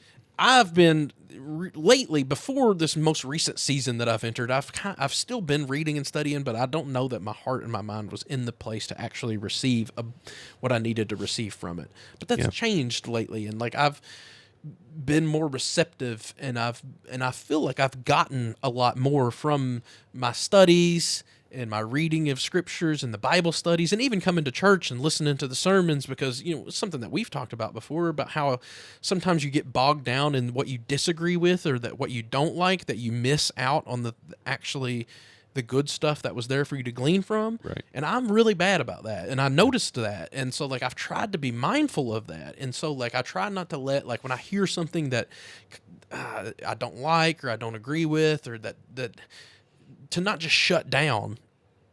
Gives you the ick. Yeah, but to just acknowledge it, like, yeah, I think that's wrong and I don't agree with that, but like there's still something here for me to get, like, I've left every time from listening to a sermon, or whether it's watching a lecture on YouTube or listening to a podcast, like from feeling edified, I guess, or in a good, so overall I'm in a good spot. And so if I go down this road of despair with Christian nationalism, it's gonna put me, we've talked about it some before, like it gets to a point with me where it's really, because it feels so, and this is, again, I've said it a million times in this episode, it's just my own personal opinions, but and my own personal interpretations, but sometimes it's so anti to the Christianity that I believe in that it almost feels like a completely separate religion. And then I start to go down the despair of like, what am I even doing here? Like, why am I even a part of this anymore? You know what I mean? Like, Right. So if I get too far into that pit, it might set me back another 6 months. You know what I mean? Like, I don't, Yeah. Yeah. I do think it's important to talk about and to stay aware of, but I can't dwell on it right now. Like, Right. Well, so what have you been thinking about?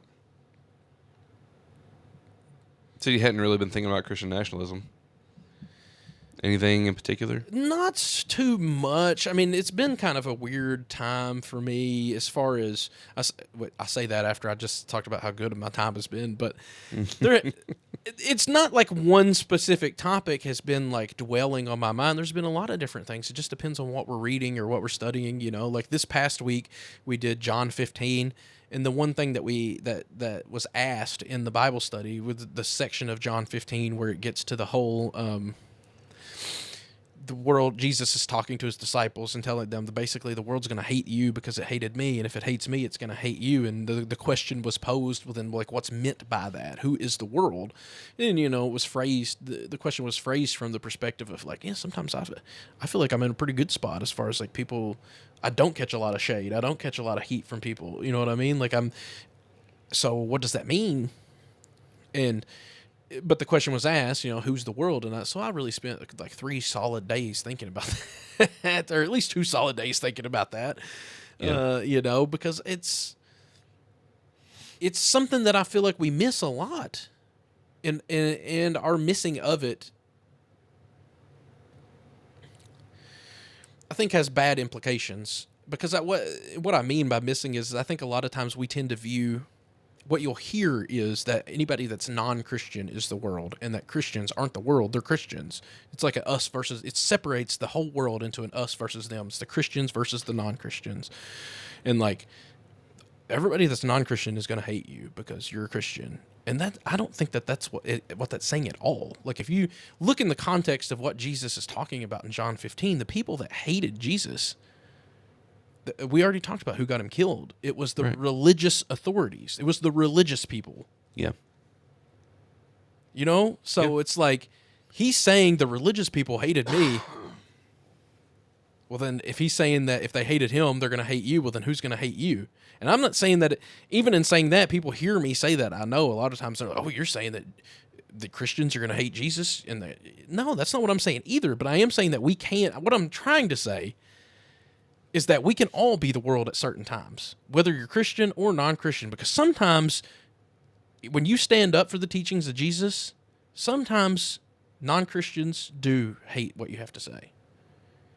But sometimes those attacks come from within our own house. Sometimes when you stand up for what you perceive to be the teachings of Jesus and proclaim to be the teachings of Jesus, you will get shade from Christians. Yeah. They hate what you have to say. This Right. is coming as somebody who's hopeful, not even more, I would say more than hopeful, a confident ultimate reconciliationist. I believe that all things are going to be made right. I completely don't believe that anybody's going to suffer in hell for all of eternity. I've caught more hate and shade on that topic from Christians than non-Christians. Yeah. And I believe that because of Jesus and and what he taught and what he showed us about who the Father was. Right. Because when I believe that when we look at Jesus, we see the Father. Yeah. And I don't see anything in Jesus and his teachings of loving your enemies and forgiveness that would torture somebody for all of eternity. Right. So because of that, but again, you'll get more shade on that topic from within the Christian house than without. So sometimes I don't think it's us versus them. I think if we all embody the world at some point. Yeah. Jesus, said to Peter, "Get behind me, Satan." This is Peter, his right-hand man, the rock upon who the church is going to be built. He called him Satan in that moment because in that moment he wasn't living his true identity. He wasn't living as the rock. In that moment, he was living as the world. He said, "You have your mind set on the concerns of man, Yes. not of God." That's what he says to Peter after he says that. So even Peter's susceptible to it. He wouldn't tell us to be cautious of the schemes of the devil if we weren't susceptible to falling prey to them. Sometimes as Christians, we are the world too. Right. Yeah, so like whenever we were talking about that in Bible study, my mind was going to like John 12, where Jesus says, "Now is the judgment of this world, Right. and now is the ruler of this world cast out, and I, if I'm lifted up, will draw all people to myself." He's talking about going to the cross there, which, I mean, little side note, if we're talking about ultimate reconciliation, he literally just said he would draw all people to himself. But Right. but right before that, he says, "Now is the judgment of this world, and that the ruler of this world is cast out." So, like, I do think that there is, and there's other passages where the prince of the power of the air, right? Like there's like, the idea that like the world is captive to some force that doesn't want our good, Right. like that is part of this also, and that's, and that works itself out in the ways that you're talking about, though. It works Right. itself out in us in those ways where we oppose Christ. Exactly. Right. And I also think about it from the perspective of not just the individual beings, but literally the world as a whole. Like, as in, Jesus and the kingdom is upside down to the way of the world. Right.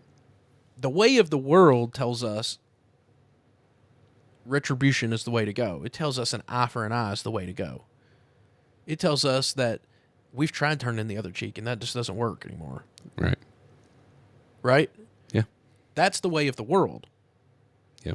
And it hates the idea of turning the other cheek. It hates the idea of loving your enemies. Right.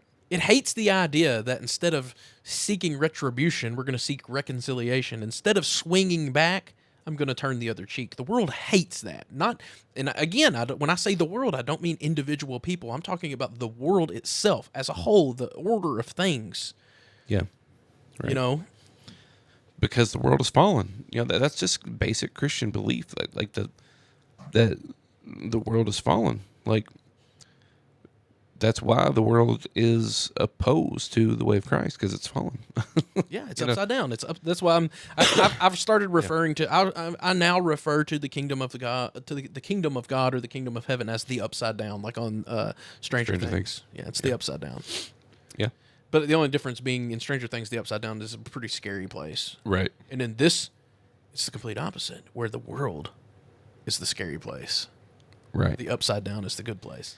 The kingdom of God might be a scary place depending on who you are. Could be, yeah.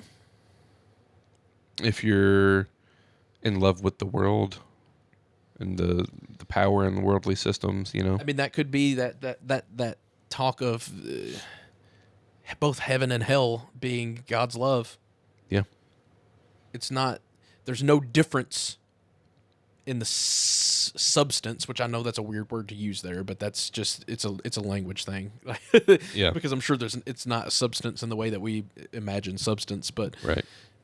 there's no change or difference in the substance of heaven and hell. It's the same thing. It's God's love. Wrongly received. Or rightly received, yes. Yeah. Like, it just depends on how you receive it or what. I mean, again, perhaps it has to be dependent on how much you've allowed the refiner's fire to refine you here and now, or how much wood, hay, and stubble there still is that needs to be burned away. Right. Because if you're 99.9% wood, hay, and stubble, it sounds like that doesn't sound like it's gonna be a pleasant experience. Right. But you'll be saved. But there's still that 0.1%. And even if you're not, we believe in a God of resurrection. Right. Well, I mean, and but ain't that exactly what Paul says though? In that passage, he says, where is that? 1 Corinthians 3? Wood, hay, and stubble? I can't remember. I believe it's 1 Corinthians 3. He says, you know what? Let me just read it. Do it. Do it to it. Let me pull this up right quickly. Because, I mean, he says that even if everything is burned up, you'll be saved, but only as one saved through fire. Yes. I mean, that's what I'm not even going to read it. That's what it says. That's what it says. You don't need to read it. Trust the Holy Spirit to speak through you. Holy Ghost. Right. Yeah. So, like, yeah. You know, never mind. But, I mean, having having everything burnt up sounds like something you want to avoid. Right. Let's get that process going now. Seems like. Jesus said everyone is salted with fire. Right. But salt is good. I tend to not like salt that much, to be honest. Jesus says otherwise. But it does preserve things. So Your mind is set on the concerns of man and not of God right now. Get behind me, Satan. I'm serving mammon. My mind is set on mammon. My word. Yeah, I had the thought just suddenly popped into my head that would have been so much more applicable at the very beginning of the episode. Oh, yeah. Because when we were talking about the afterlife and stuff, because I'd recently had a thought one morning when I was running on the treadmill of like, I'd heard somebody talking about something similar, and then it sparked I was like, oh my God, I never realized this before. But like concerning like what the afterlife looks like or what kind of experience that would be. Yeah. There was one perfect example that could have been used or given, and it said nothing. And that was the story of the resurrection of Lazarus. We had somebody who was dead for 3 days. Yeah. That was the perfect opportunity to ask, hey, man, what was that like? Yeah. Nothing. There's not a peep. You couldn't give us anything, man? Come on. Yeah, Lazarus says nothing actually in that whole like Lazarus never speaks. No, not a word. That's an interesting detail, I think. But there was that you couldn't give us something, just anything. Yeah. Come on, man. Yeah. Maybe he told some folks. Yeah, I mean the point being that we don't have it. Like they didn't. The writer of that, I think it's John. Is it John where Lazarus is at? The story of Lazarus. I think it's John. Yeah, I think so. Yeah, he had the opportunity there to write it in there and didn't. Yeah. So you know what? No thanks to you for that, pal. You gave us a lot of good stuff, but you dropped the ball on that one, buddy. I guess it wasn't that important.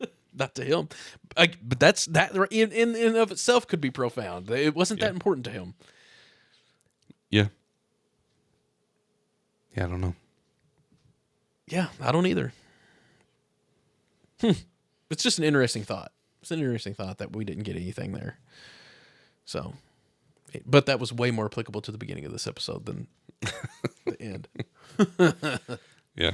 But yeah, other than that, let's see. I'm still knee deep in incarnation. I've been trying to write the paper. I've watched all the lectures, which I'm super grateful for. Actually, I've watched them all twice. Because I wanted to make, like, I'm really taking my time. I'm taking this seriously, dude. I'm not just trying to, like, I'm not trying to rush through just to get a degree, because what's the point in that? Like, I'm not even trying to use my degree necessarily. I mean, I'm open to using it if the opportunity arises for me to, but the whole reason that I'm going to Global Grace Seminary and getting a degree is just because I wanted to deepen my own learning and my own understanding. Right. So I don't care if how long it takes me. I'm not trying to just breeze through this. I want to know and understand what it is that I'm learning. So I've watched every one of the lectures twice. I've read every one of the books. I've read on the incarnation 2+ times. Like, I'm trying to soak up the information. So it's taken me a long time, and I'm not just trying to write an essay just to pass, but I'm trying to write a good paper. Right. Because number one, it helps me to put everything, it's one of those things where when you're writing, you're able to kind of put your thoughts down on paper, and it helps you to organize your thoughts a little bit better and flow. Like, that's one of the things that I've used writing this essay for, is like, it's helped me to put the flow of thought of the incarnation together into like a good cohesive flow. Right. So, but I'm a little under 3,000 words into that so far. So I'm still working on it. I probably should work on it more than I do. I usually only get about 1 day a week to work on it, so that's part of why it's taking me so long too. And then the problem with that is every time I'll work on it like once a week, and then that 1 day a week, it's been a week since I looked at it, so I'll have to read it over again. Well, then once I start reading it, I decide I want to change this, change that, and then I spend the whole time, instead of writing more, I've just changed what I already wrote. So right. I'm not really progressing towards the end. I'm just, yeah. But I'm still, of course, the whole idea of the incarnation is just, it's such a big thing. Yeah. So there's one thing that I think that I hate to even say that actually, because that's probably ignorant of me to say. Because when I say we, I really only mean me, I guess. Well, not just me, but me and my own small niche and experience within Christianity,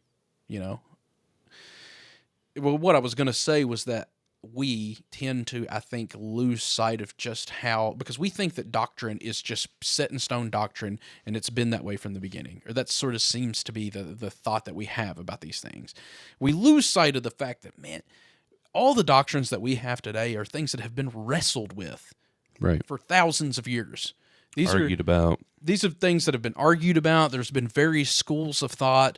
There's been that's one of the things I love about T.F. Torrance's Incarnation book, is that because he's a professor, or was, he's passed now, but he was a professor, and the book is literally just his lecture notes that's been compiled into a cohesive book.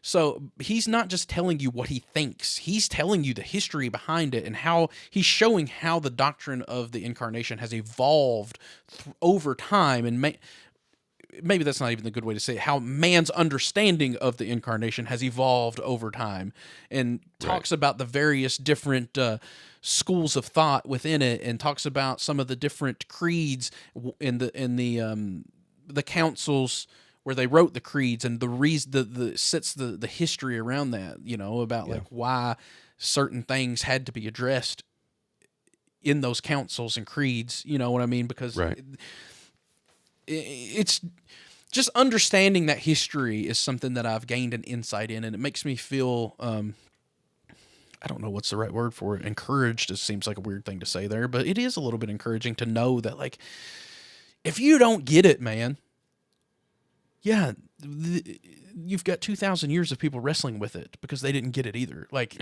you know what I mean? Like, it's not just it's not like we've had one cohesive doctrine that Jesus handed his disciples and it's been unchanged throughout the last 2,000 plus years. Like, no, that's not the way it works at all. Yeah. So Yeah. Everything has been tested, tried, argued over. Some things have been set aside. Some things have been set aside for a time and brought back up. Some things were deemed, you know, we talked about a little bit with Maximus, how he got his tongue yeah, and hand cut out yeah, for about for teaching that Jesus had two wills, and then like a couple hundred years later, they're like, you know what? The councils were like, you know what? I think maybe he's right about that. yeah. And it's like these things get it. All this stuff develops over time. Yeah, and he also goes into how like the Reformation, you know, notice what the Reformation really came forth out of is a noticing that there was a lack in some of our thinking, you know, like we needed to reverse course and go back and start over again on certain things. And like, yeah, I don't know. I mean, but the reason why I caught myself in saying that was probably ignorant to say that we tend to think that is because I think that's my experience because I have a very limited. There are strands of Christianity that are very familiar with their church traditions, Right. Yeah. whereas we, you know, I come out of a Southern Baptist tradition for the first 18 years of my life, and now I'm non-denominational. So we don't. That's one I like. Non-denominational is fine, but that's one thing I feel like we lack is that cohesive tradition. And I don't even mean tradition as far as like sacraments or whatever. I'm talking about just tradition as far as the history of doctrine and how it's like how the doctrine of the church has evolved over time. Like we don't know any of that. Everything that I've ever learned about patristics and the history of the church, I've had to learn on my own. That was 0% of that has ever been learned in any of the churches I've ever attended. Right. So, yeah. You know, that's why I said that way that I did is because my experience is that, but I'm sure that there are denominations or churches out there who take that stuff very seriously and teach that. I just haven't. That's not been my experience. Yeah. That is something that would benefit so many churches. Yeah, it's been huge for me for sure. Yeah, to just learn some of the history of that stuff. Even from a perspective of that doesn't even mean you have to hold to what those people thought, but it just helps you to understand how we got to where we're at now. Right. When you can see the evolution of things over time and the evolution of man's understanding and man's thoughts, then, you know, it helps put pieces together. Sometimes it's hard to see. If you can only see the end goal or the end result, you can only see where we're at now, but you don't know how we got here. It's hard to even understand what are we even talking about here. Right. Yeah, I mean, unless you're just making up nonsense, probably whatever you're thinking has already been thought about and either called a heresy or agreed with or went back and forth between the two. Like, you know, it's like, yeah, unless you're just making up nonsense, that's why I said this, I think before, whenever it's almost like we can't even talk about Jesus' humanity and his divinity without, at some point or another, you're probably going to say some sort of ancient heresy. Yeah. And the same thing with the Trinity. Like, anytime you start talking about the Trinity, at some point or another, you're probably going to end up saying something that's a heresy. Right. In the history of church. Like, there's just, these things are hard to talk about well. And I mean, I've been recorded on camera saying heresies, so. I mean, yeah, I'm sure I have too. I'm sure I have said things that at one point or another was considered heresy. I mean, depending on who you are, some people think universalism is, but I don't think it was ever condemned personally. It's not like universalism as such, but like I think a misunderstanding of Origen's teachings were condemned at a council, perhaps. All that stuff with the councils gets really tricky, but also Protestant kind of don't care. Right. Well, that's the thing that's what I meant in saying that even learning the history of them, it doesn't mean you have to agree with them, but it still helps to understand to see the whole picture. You know what I mean? Like, and I don't want to say I don't care. I actually do care about that kind of stuff. Like, the whole the thing about like church history and like looking at those things that were considered to be errors, and which is all a heresy is, just an error. Like things that were considered to be errors and things that were that people were pushing back against, and like all that stuff really interests me a lot. Yeah. So like I do care about it. Like I don't want to say like I don't care at all about what those ancient councils and stuff like that had to say. Right. But Right. you know, Yeah. One of the big things about the study of the incarnation that's really stood out to me is that I didn't get before this course was how you can't separate the incarnation and the atonement. And like I spent a Yeah. lot of time writing about that in my essay, and I didn't see it until Father John Bear kind of brought that to light. As far as in Athanasius's famous work on the incarnation is actually a 2-part work, and that when you like take it in, it's part 2, and when you take it in conjunction with both parts, it's easy to see that what he's actually addressing is the atonement, not the Right. incarnation. Yeah. The incarnation, though, it can't be separated from the atonement. And T.F. Torrance writes about that in his book Incarnation as well, about how like you can't separate the two things, and so Yeah. that has helped shed some light on the incarnation for me and the atonement, really. But and creation. yes. Like I don't think you can separate incarnation from creation. Well, that's the thing about theology as a whole, especially, is like I actually don't think you can separate it. We tend to do it because it's hard for us to think in a continuous stream of thought, so it's easier for us to chop things into pieces and compartmentalize them. But really, you can't take any of it apart as separate. Like it all has to fit together. Yeah. That's actually a lot of what has caused deconstruction for me in the past. Is that like once I started to not compartmentalize and segregate and try to put the pieces together, I realized the pieces didn't fit. And that was, you know what I mean? So that's what led me down the path I'm on now, currently. So, yeah. Yeah, I don't know. There's so many things that could be said about that. All those connections, Like, I mean, the atonement, what we're talking about, we're talking about what happens at the cross. And what happens at the cross, Jesus says it's finished.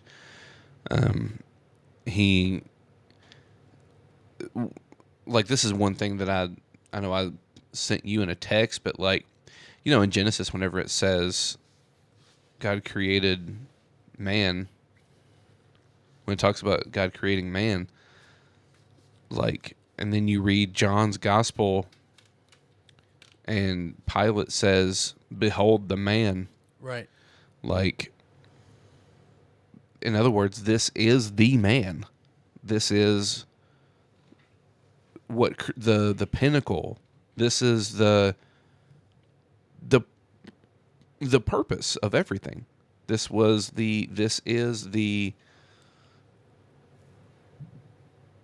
man in its full creation. The I don't even know how to say what I'm trying to say. Like the fullness of creation. This is The perfection right. of creation. The completion of creation. Completion, there you go. And the telos, right? And this is Jesus is behold the man, so says Pilate. That's him.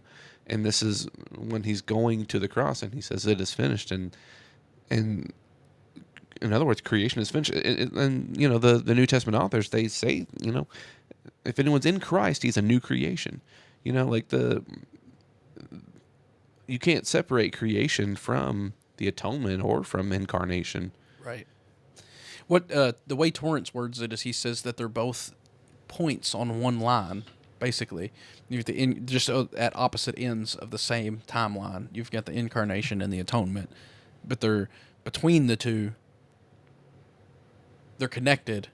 You know what I mean? That way you can't separate the two. But that's sort of the visual aid that he uses is envisioning like 2 points on the same line.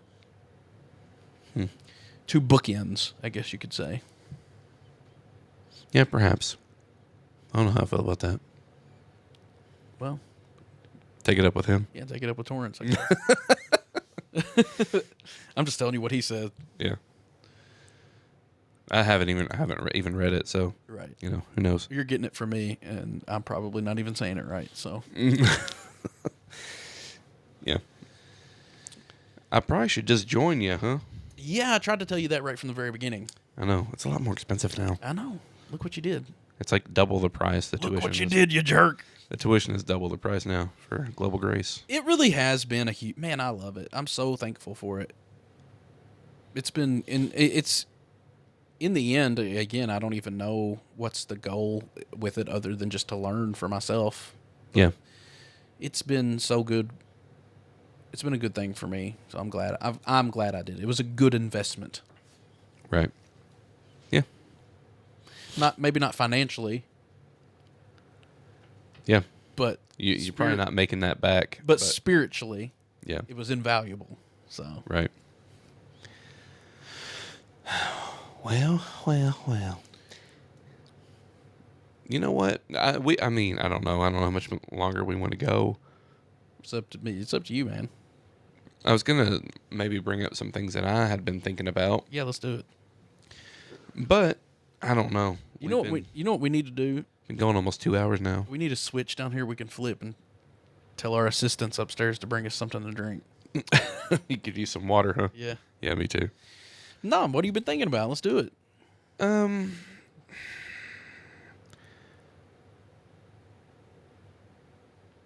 don't even know.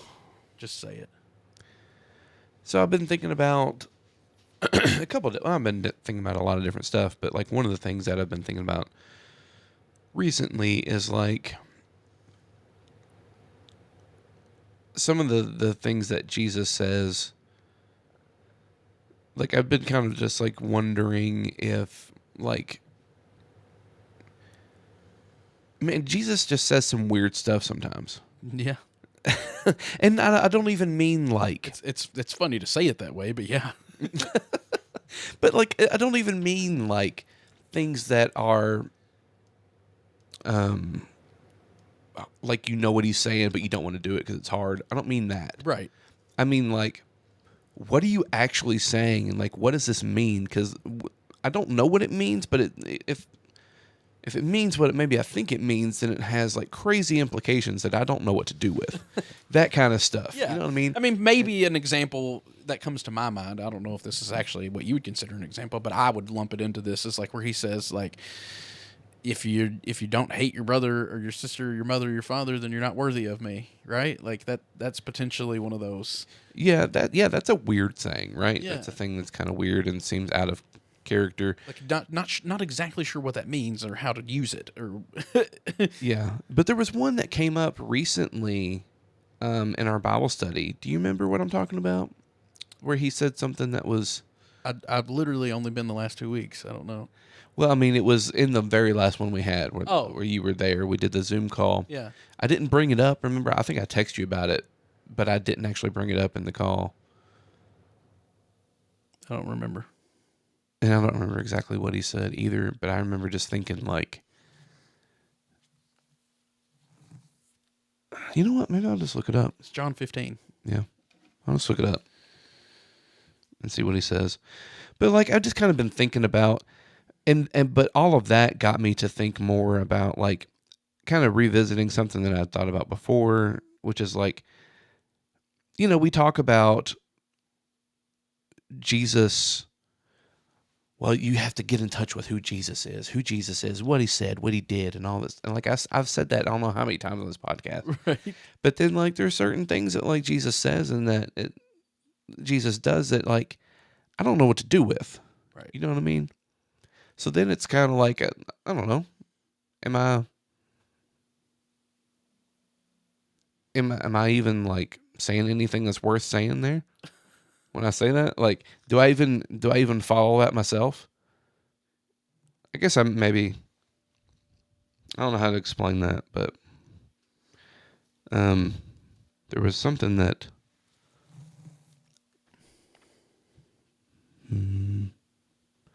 see if I can find it.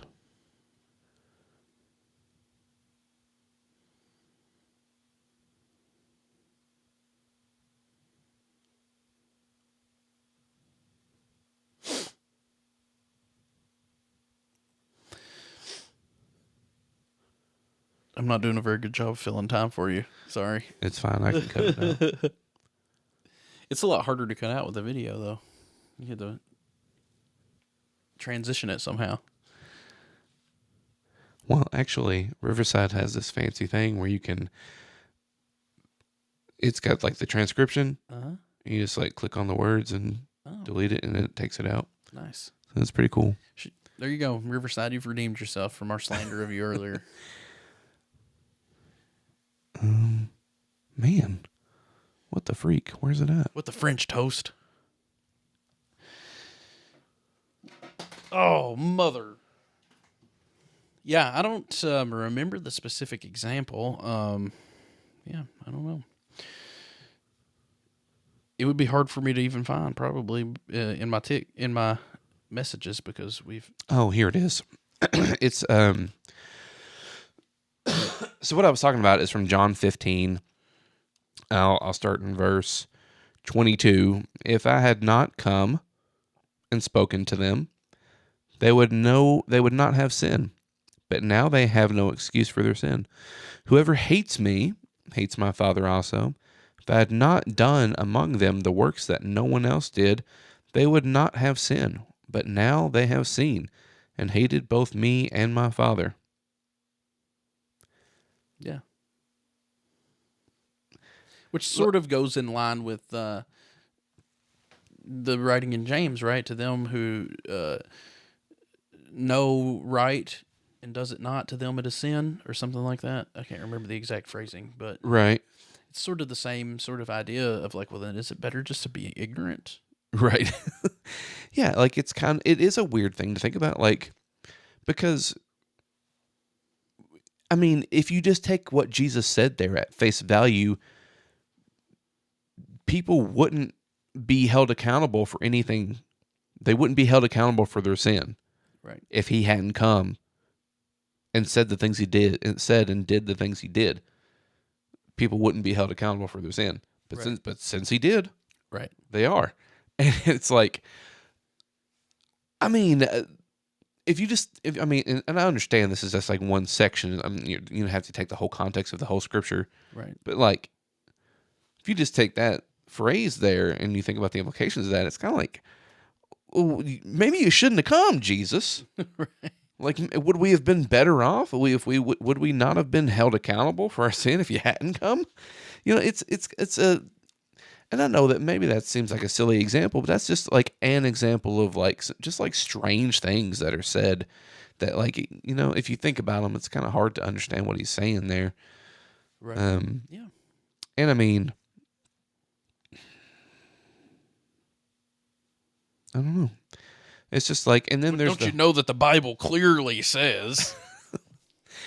yeah, but then I was thinking about that scripture, and I was thinking about how it's just kind of weird, and then that scripture also made me think about things like, you know,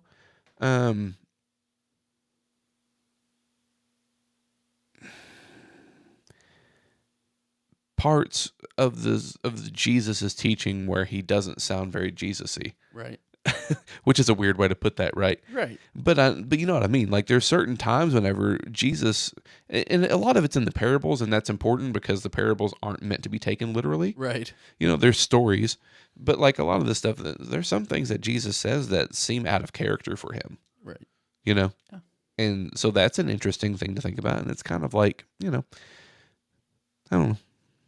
It's just one of those things where, like, I guess I've just kind of been wondering to myself,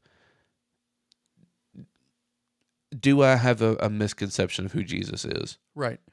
I mean, that's a valid question, a valid thing to wrestle with.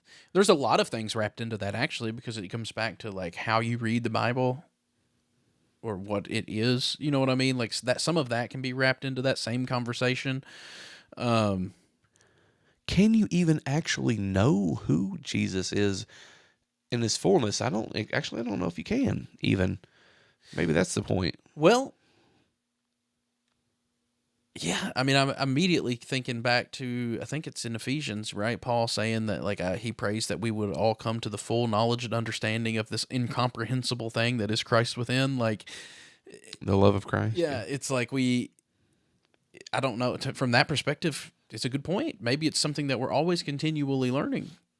Yeah. Growing in, because that was my thought when you first phrased the question, but you weren't fully phrasing it, and I wasn't sure what you were asking yet. But because I wasn't sure what I was going to say either.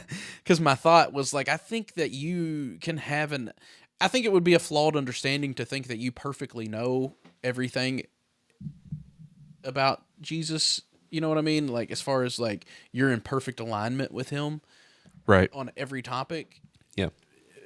But I'd also don't. I think it's selling yourself short to say, do you know him at all? Yeah. You know what I That mean? was an I exaggeration, but know, yeah. but because from that perspective, like I think it does show an ability to like have, but also grow. Yeah. You know? Yeah, and something that I really think is like, I heard someone, it was Baxter, is who it was. I heard Baxter say something recently, like where he was talking about, My main man Baxter. he was talking about like coming across things in scripture and not really knowing what to do with them or like not understanding. And he was like, ask Jesus. And it's such a simple thing, right? Yeah. It's like it's really kind of almost like a childish, like it's such a I watched that same one. it's so like it's something that sounds so basic that you don't even think about it. Yeah. Like my first inclination is to like, well, let's look at the Greek. Um, well, let's read some commentary. Let's, my first thought isn't like pray about it. I like ask Jesus, like, hey, Jesus, like, what did you mean here? Like, help me understand this. Holy Spirit, lead me into the truth of this. Like, I'm not Right. that. I don't know why that's not my first response. It should be. Yeah, I don't even. My first initial reaction, and I don't know if this is correct or even fair, but I think part of that has to be our experience and the traditions that we've been raised a part of. I mean, we're hardcore Bible people, like as far as Yeah. the tradition that we've been brought up in, and so which is kind of even weird to say now that I'm talking it out, because in our worship is so spirit led, like, or, Right. like it's almost exclusively like let the spirit flow and do whatever it wants to do, even if it makes you look silly. It's doing it. Right. But when it comes to like biblical studies, that seems to be the back burner. It's all about what you were just talking about. Like let's read the word. Let's get into Right. it. What does the Greek say? What does the Hebrew say? You know what I mean? Like it's all about that kind of stuff, but the spirit is almost completely left out of it. Right. And again, I don't know that that's even fair. I don't know that that's even fair to say, but that's the way maybe that I had conceptualized it. Right. At least as far as like I know that like there folks do pray Yeah. to be led by the Spirit as they read the scriptures, and I pray that too. Like before I go to the scriptures, I usually I usually pray about that.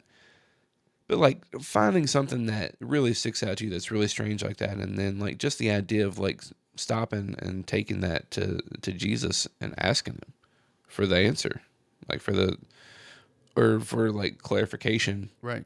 some sort of guidance. Like I don't know why that never occurs to me in those moments. Right. Yeah, absolutely. Like I do think it's different. Lord, well, I mean, I don't know. But yeah, I definitely know what you're saying though. There is a difference between like there's such an openness, such a wildness. Like one thing you said that I think was really interesting to think about in comparison to the Bible study aspect of it is not being afraid to look like a fool. Yeah. Like because I think that like a lot of times there are things that come up in the Bible studies, like things that like questions you might have or things that stick out to you or things that you're like, that you don't say because you think you might look silly. Right. But like we don't take that same Right. approach in like the worship side of it a lot of times. Right. I mean, or some of us I was do. exactly Yeah, what I was yeah. going to say. Some people probably do. Yeah.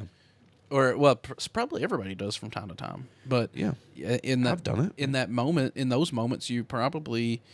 I don't even like the language of saying like you missed out or whatever, but you probably did like. I don't know. Yeah, I mean, that's definitely a thing. Like, there's been times in worship whenever, I haven't done certain things where just because I was like, I'm gonna look silly, someone's gonna, Yeah.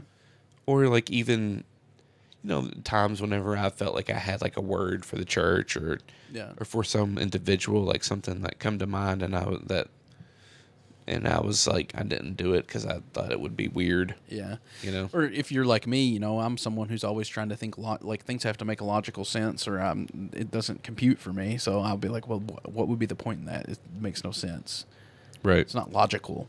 Well, I don't know. I mean, just because it's not logical to you doesn't Right. you don't know everything. You know what I mean? Like maybe Right. you can't put it together. So I don't know. In those moments, perhaps that's a hindrance, but it's also just the way I'm wired. So I didn't wire myself. I didn't put my own wires together. Right. So But yeah, that's kind of like I've been thinking about that. I just kind of been thinking about how like I just really feel like I've been kind of like slacking in like certain aspects. Like I'm still reading and studying, but I'm not really that aspect of it. That like stopping, like the prayer and contemplation, yeah, and having those moments of like being like Jesus did. Like Jesus said he would oftentimes go by himself to pray to the Father. Like right. having those times whenever you just set aside time to just be with your dad. Right. Like those. I've been neglecting that a lot. Yeah. So that's something I've been thinking about. Quit it. Just stop, Sean. Yeah. Stop it. The what is that? The whole 12-step program. The first step is to admit you have a problem, and now you've admitted it. So Yeah. now let's correct. Let's course correct. Stop. Why are you the way that you are? Yeah. Yeah, but I've been thinking about that. I've been thinking about, just the, like I said, the stuff with Jesus, and because all of that plays into everything that we've said. Like, let's say that my conception of Jesus is just way off. Yeah. Well, that affects everything, right? Yeah. As a Christian. Sort of. Yeah. Seems So- seems kind of important.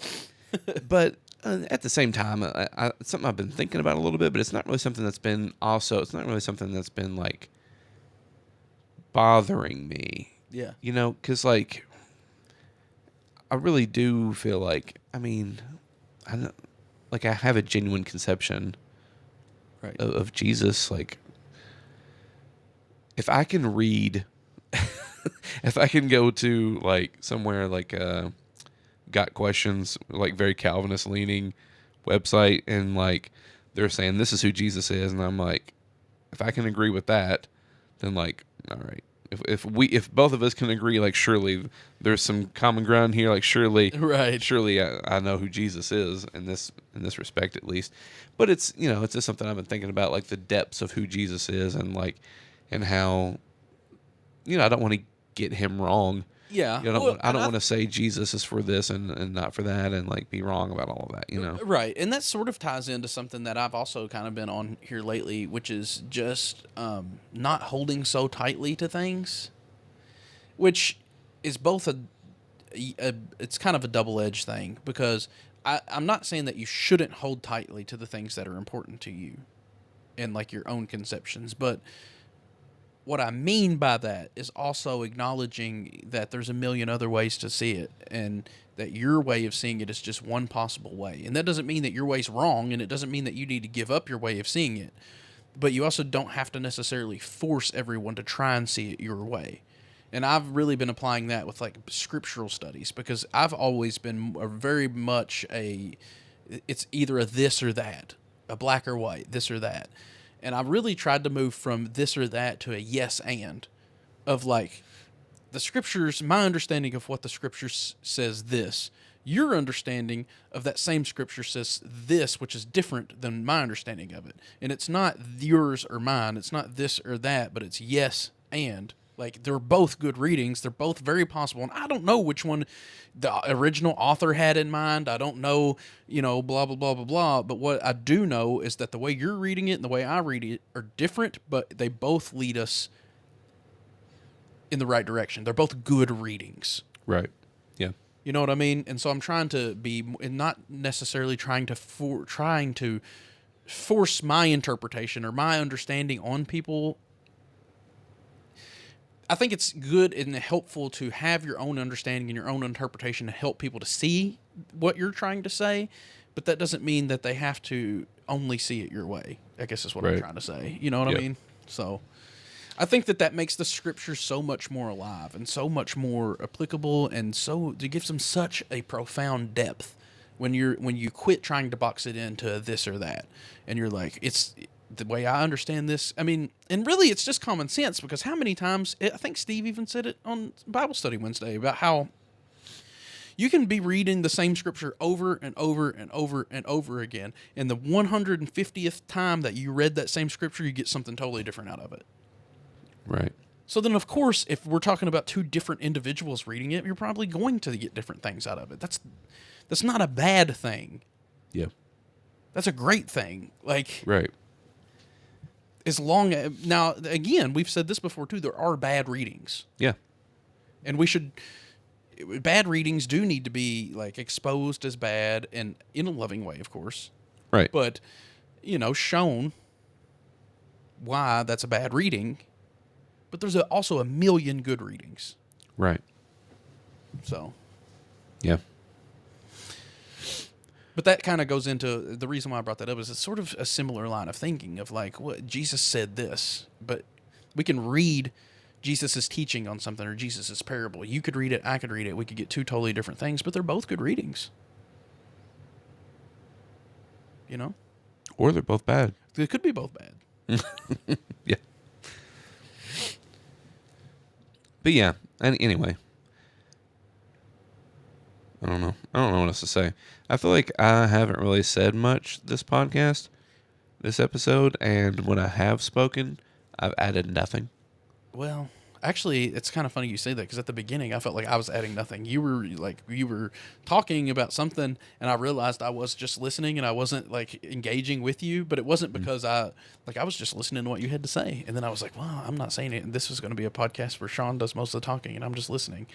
Oh, yeah, I felt the exact opposite. I feel like you've done all the talking, and I've added nothing to this episode. But I mean, I am the star of the show, of course, but. see, I don't even know if that worked. I pushed one of the sound pad things, and I don't know if it. You want me to do? It went. Yeah, kind of like air letting out of a balloon, kind of. Yeah. Yeah. Yeah. Well.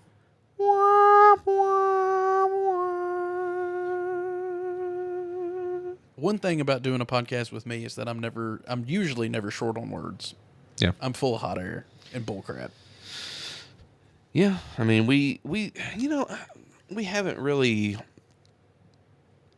We didn't come into this one with a topic. We kind of intended to just do that, to just come in here and talk, and that's what we did. And, Yeah. I thought it was fine. But Yeah, well, even if the people hate it, I've had a good time with it. So yeah, I mean, I think it was good. I mean, I think it was a good conversation. It was just a lot of stuff that, like, I've already said all of it, but like the Christian nationalism stuff, I'm not educated enough to really feel comfortable saying a whole lot about it, so I didn't say a whole lot about it. And then, I just feel like I haven't really. I've only got one thing more to say about Christian nationalism. Oh, gross. That's it. Ew.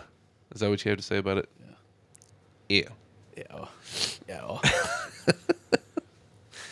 Well, that seems like a good note to end on. You want to just end it there? Yeah, I'm good. Cool beans. Maybe next week. Hey, before we end off, everybody, my lord, Easy. please. Once this is uploaded, I'm going to share it on our Insta. I'll share it on Facebook. Share it, please. Please like, comment, subscribe, share, anything that you can do. Please do it. Please. Our last episode. Like. Our last episode seemed to pick up steam with like views. I think that the new video format makes it easier to share. It draws people in. It's a little bit different sharing a video than it is just sharing like a link to a Spotify. And so I think it's engaging people, but just help us to get the word out there and engage with us, because that can give us content. Like if there's something that you want to that you're interested in us talking about a topic or something that you're wrestling with, that let us know, man. Send us a comment, send us an email, and let us wrestle with it for you and with you.